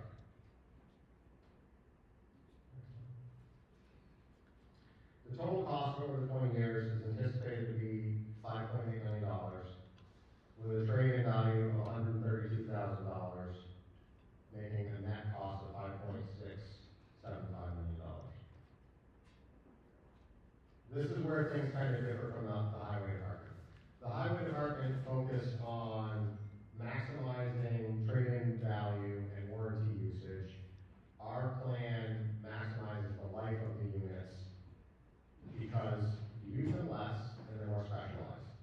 So we feel that we can get reliability 20, 25 years down the road without drastically impacting maintenance costs. We also, the other factor of this is the specialty of the units. Fire apparatus tend to be somewhat more specifically designed, which reduces the resale value, and we see a higher change in value from purchase. So they're much harder to calculate and predict the value of a 5-year-old fire truck than it is a highway truck that someone is going to then use as a dump truck for years to come.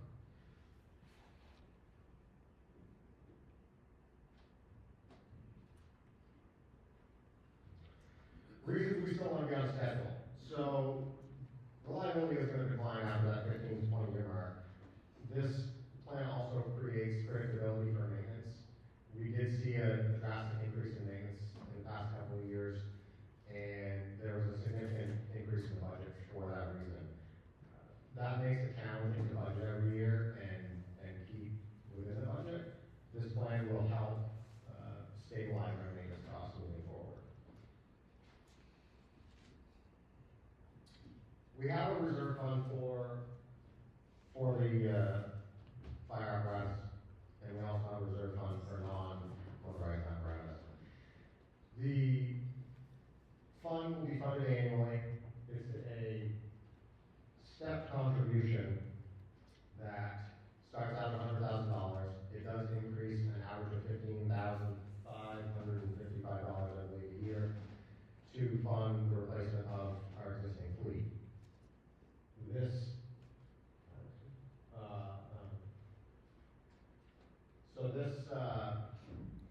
This plan does pay for trucks outright, much like the highway plan. It allows us to save on the interest from borrowing and is included in that interest saving or in the savings that Brandon talked about earlier. The reserve fund will fluctuate, but it does remain in the positive during the course of this plan. And our current reserve fund at the beginning of this year was $98,540.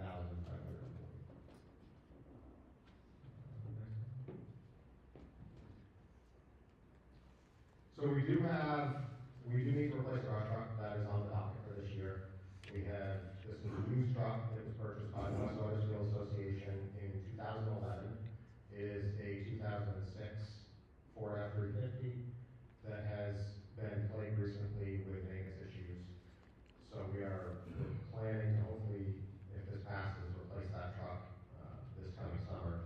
This is one of the trucks that runs the most, which is accompanied by the mini pumper and the utility truck. Those are slated for replacement in the next 5 years as well. These 3 trucks combined are running the most and need to be in operating order. So I mentioned the increase. We started out at $100,000. This avoids borrowing, as I mentioned, and we're saving interest. We're also avoiding those large cost spikes that we've seen in the budget historically. I know Brandon and I talked. I think there was a year back in the teens, and I remember that we bought a fire truck and a highway truck, and it was an additional at that time $400,000 or $500,000 that was not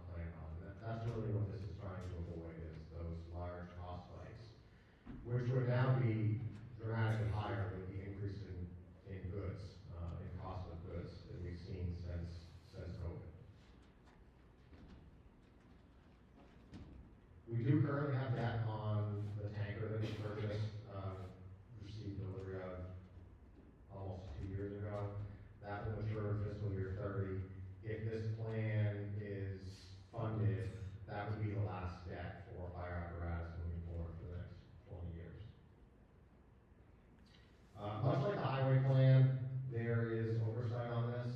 We will be analyzing the results as we purchase and sell vehicles. We will fully review the plan every 5 years, which includes addressing the fleet, ensuring the fleet is structured as it should be to serve the town, cost of trucks at that time, interest. The entire plan will be reviewed every 5 years to make sure that we're serving the town the best way possible. We'll also be monitoring the maintenance trends annually, and costs associated with those, and we will be tracking downtime of apparatus related to maintenance issues. So in summary, proactive planning is going to protect public safety. We're going to have stable budgeting. We're going to be able to predict moving forward what apparatus is going to cost the town.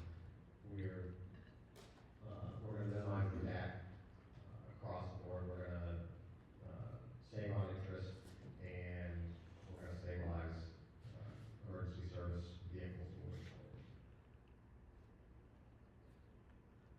Is there any questions on the fire side? I know it differs from the highway side, and there can be some confusion there. Thank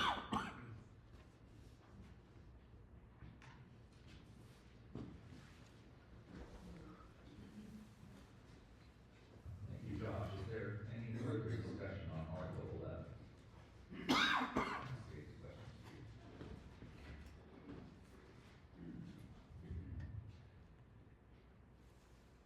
Fire apparatus has become incredibly expensive, especially pumpers. Right now, there's lawsuits against the major manufacturers that they've consolidated and being accused of price manipulation.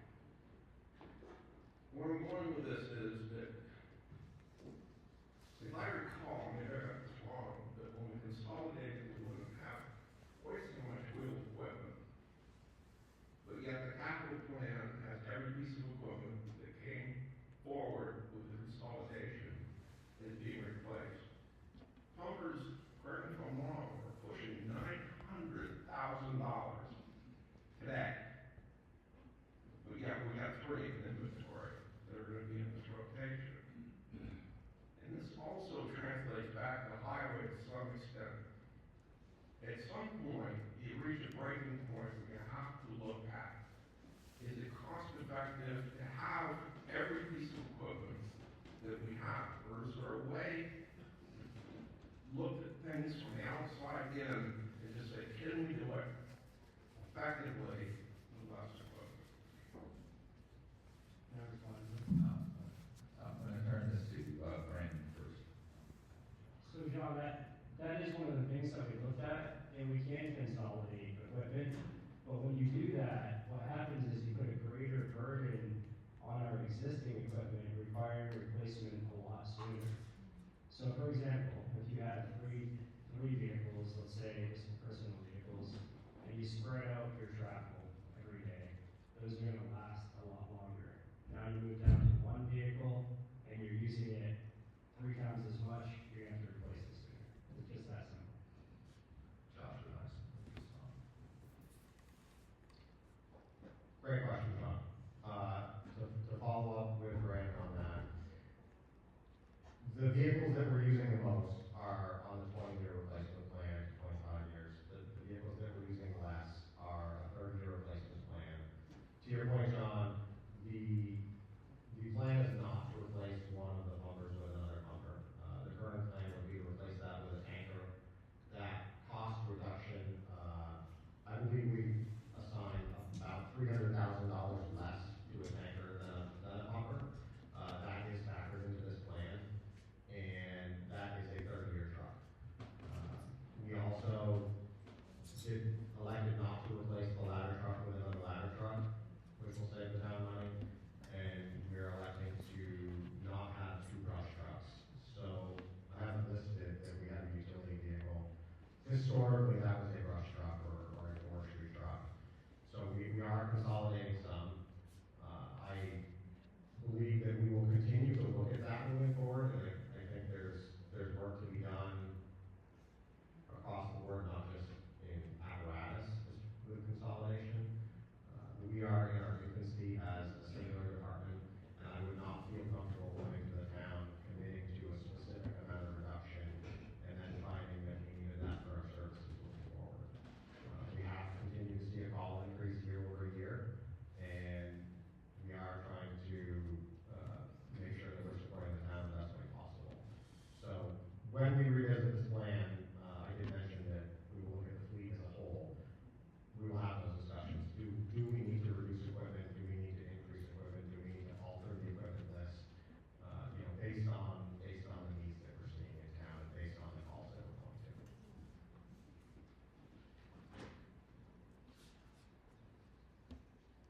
So, Kim, Just a couple of general questions. So, you talked about maintenance costs, but are you putting maintenance, true maintenance costs, like making sure you're proactively maintaining the vehicles differently than the cost of repair? And are we going to be monitoring how we're maintaining and making sure, like change the oil, you do X, Y, and Z to make sure that you have less breakdowns? So we're not using the warranty to fix things when it could just be being done with routine maintenance. That was my one thing. And then my other question is there a chance that we can buy used vehicles? Obviously not in terms of very specialized equipment, but in dump trucks and such. Can we get older vehicles that don't have what was indicated as, all the electronics of new vehicles, which then cost more, for us to save money? Obviously, things are, I don't remember who mentioned, things are very tight right now. Things are costing a lot right now. We have the schools, if we don't pass that budget, $450,000 will have to be cut locally in order to make it stay the same.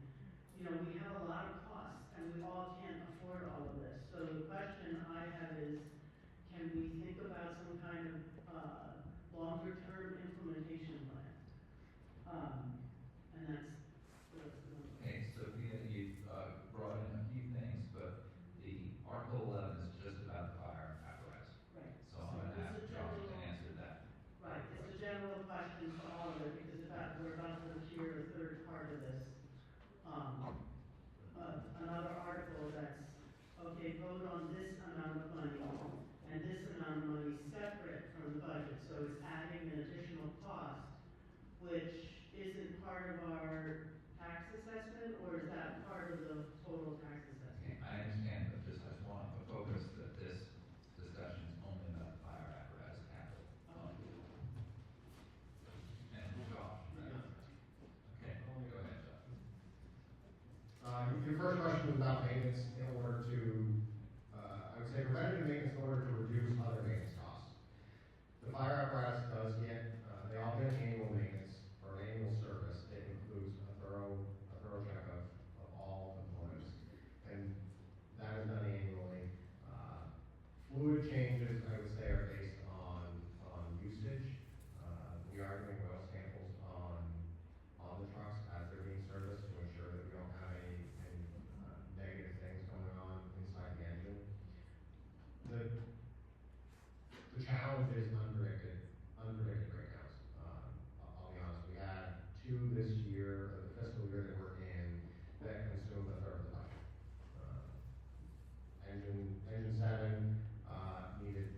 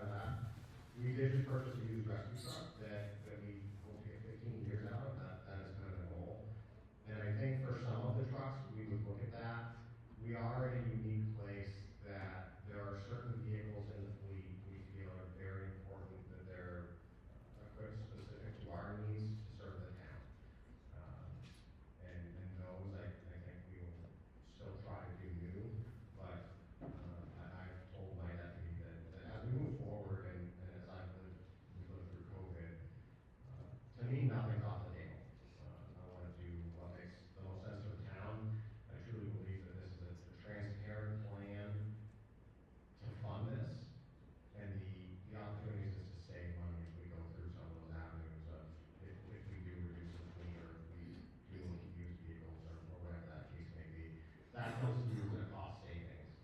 On the fire plan, there's step increases, so if we revisit it in 5 years, we would just, as taxpayers, we would see a reduction in those steps. So the increases wouldn't necessarily go up. And I think that's a positive thing for the fire access plan.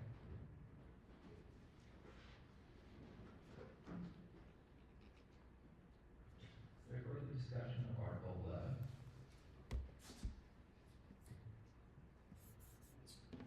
Hearing none, that will be voted on Tuesday at our normal hall. Under Article 12. Yes, you're doing great, by the way. Shall the voters of the town of Weathersfield establish a technology replacement reserve fund in accordance with 24 VSA 2804 and raise and appropriate the sum of $9,500 to be deposited into said fund for the purpose of replacing and upgrading municipal technology, including computer hardware, software, networking infrastructure, and related equipment in support of the continued operation and security of town systems as described in the technology capital plan. Brandon, I believe you're prepared to speak to this. I'll turn it over to you.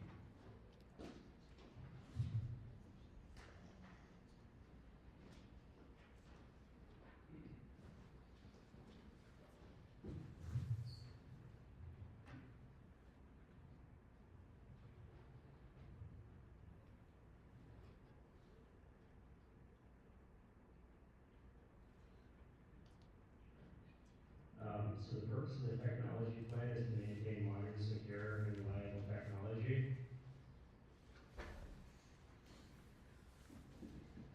So, 1, maintain reliable, secure, and up-to-date technology. 2, stabilize annual funding for planned reserve contributions. 3, optimize life cycle costs by replacing devices before performance or security degradation. And then again, align with Vermont IT best practices. Next slide. So this is all of our technology in the town of Weathersfield. We have 12 desktops. We have 13 laptops, 12 iPads. The replacement strategy is desktops and laptops every 5 years.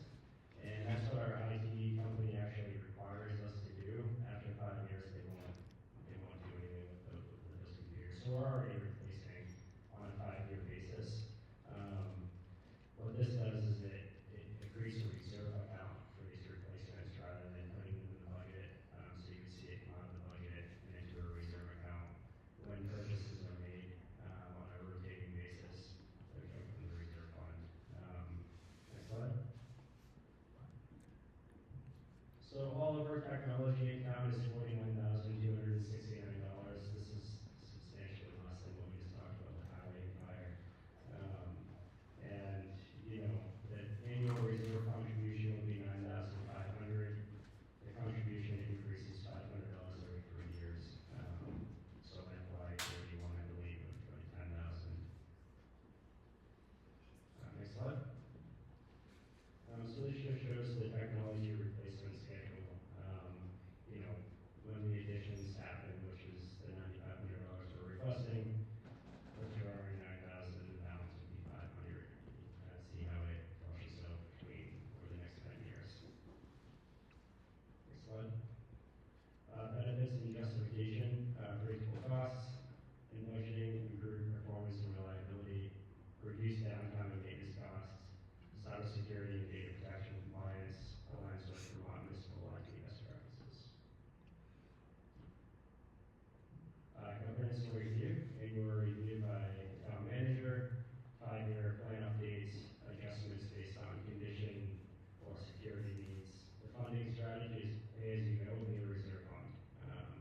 So budget reports to include replacement items, costs and operating costs, fund performance versus our needs, actual versus budgeted costs, system uptime maintenance, and cybersecurity compliance.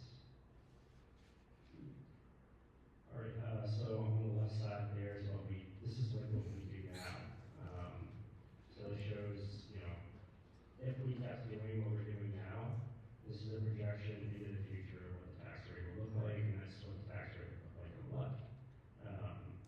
So the dark blue there is the principal, and then you have your excuse me, that should be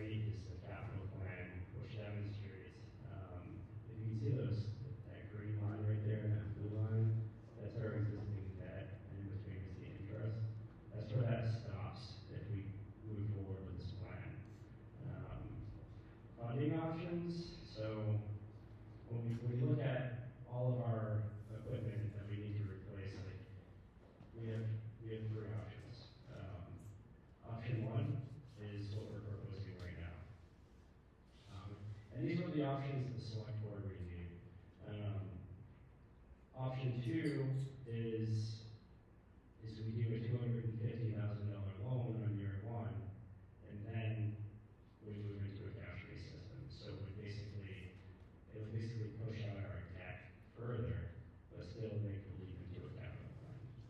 And then step three is do what we do now. Option three. So in total, over the next 20 years, we're estimating that option one, which is what we're proposing to the town through 3 capital funding articles,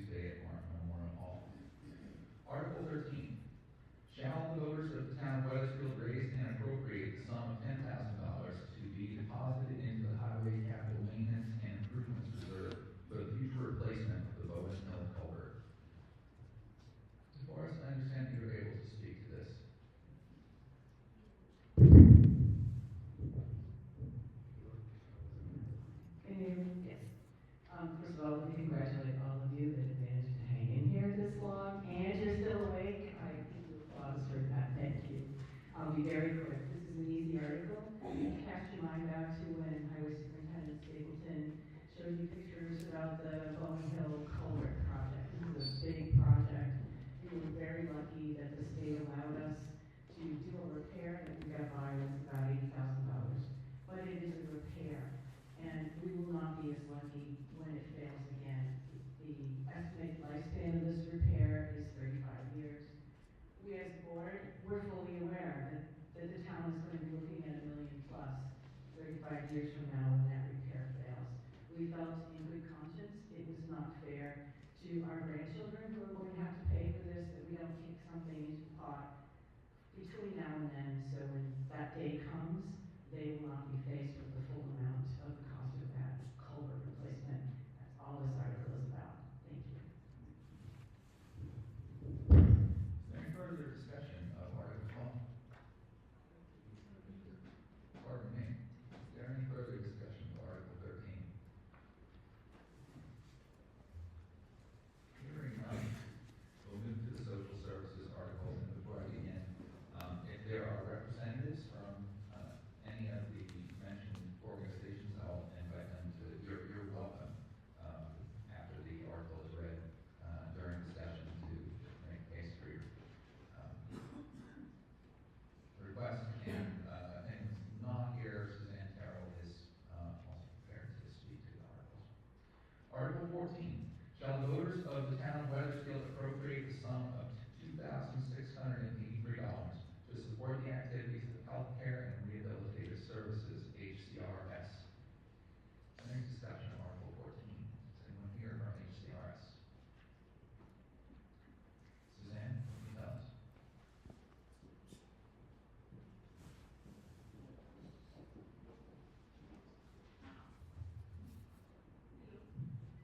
So I wanted to just give a brief overview of what these social service agencies are about.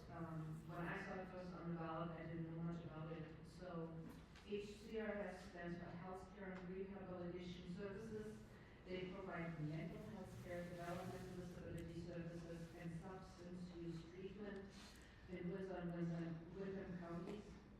In the fiscal year 25, they delivered almost $5,000 of services to 70 Weathersfield residents in various programs. And they play a critical role in ensuring that the individuals, but also the families, have access to the counseling, crisis support, developmental services, and substance use treatment close to the home. Thank you, Suzanne. Is there any further discussion of Article 14? Hearing none. Article 15. Yes, Ashley. And Ashley has the round. I was just a clarifying question for these articles. Some of these services are listed as things that are in budget. Are they requesting additional funds outside of what is in budget with, or is this a separate request? I don't know who to direct that to. Brandon? So these are all not in the budget, so these are above and beyond the budget. Their requests expire every 2 years, so although they've been voted on in the past for the policy that's currently in place, they need to ask the town again for the funding. So many of these have been funded in the past. So the 2 pages in the back that list all the organizations that stay in budget, it just means those have been in budget in the past, but are not included in the budget right now. So the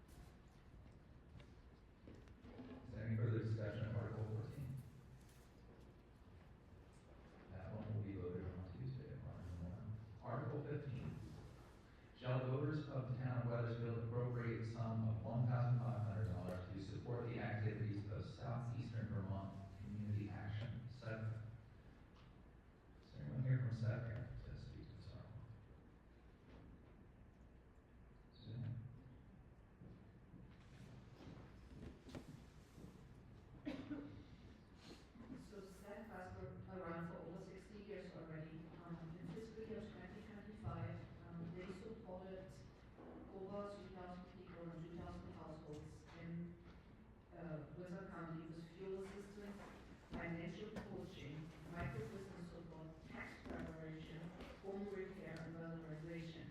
Here in Weathersfield, in October 2024 and September 2025, we served 30 households representing 62 residents in our town, which equals almost $60,000 with low-cost weatherization services, almost $20,000 in emergency heating systems, almost $9,000 in fuel assistance and utility assistance, $500 in housing assistance, and $1,200 in solar energy assistance.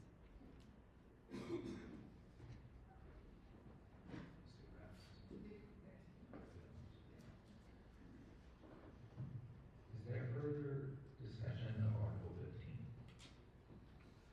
Hearing none, that will be voted on Tuesday upon memorial. Article 16, shall the voters of the town of Weathersfield approve the sum of $750 to support the activities of the Vermont Association of the Blind?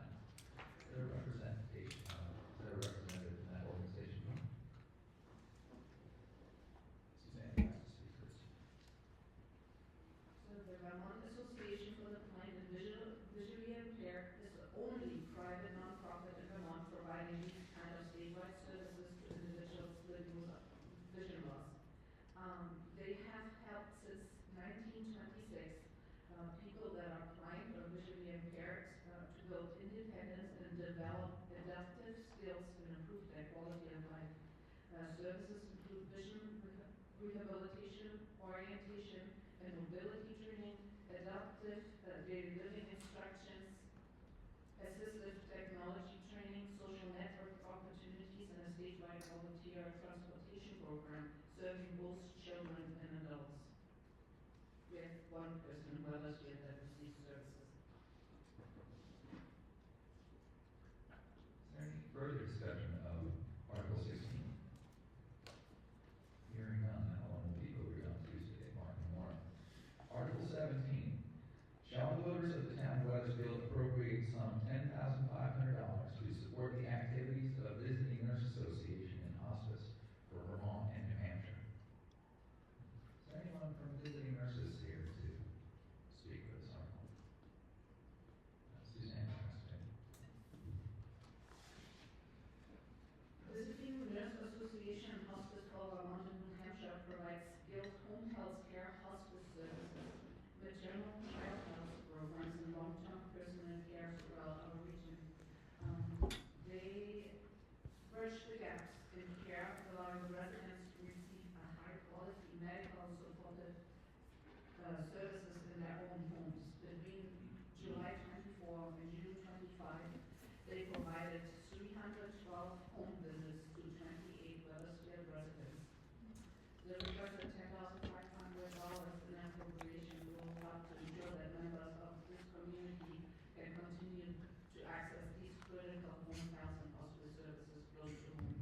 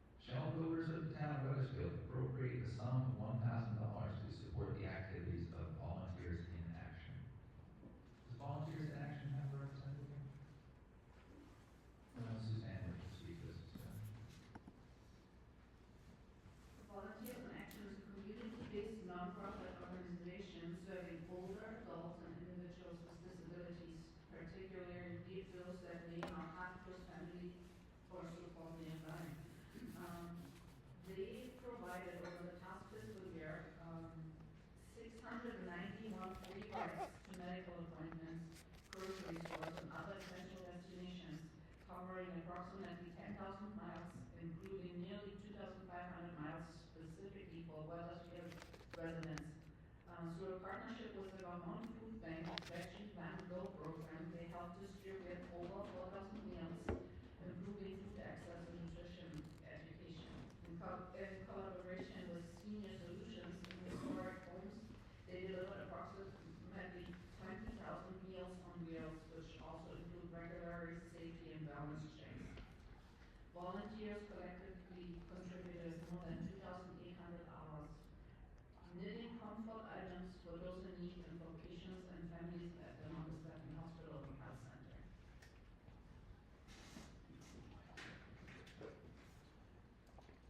Is there further discussion of Article 20?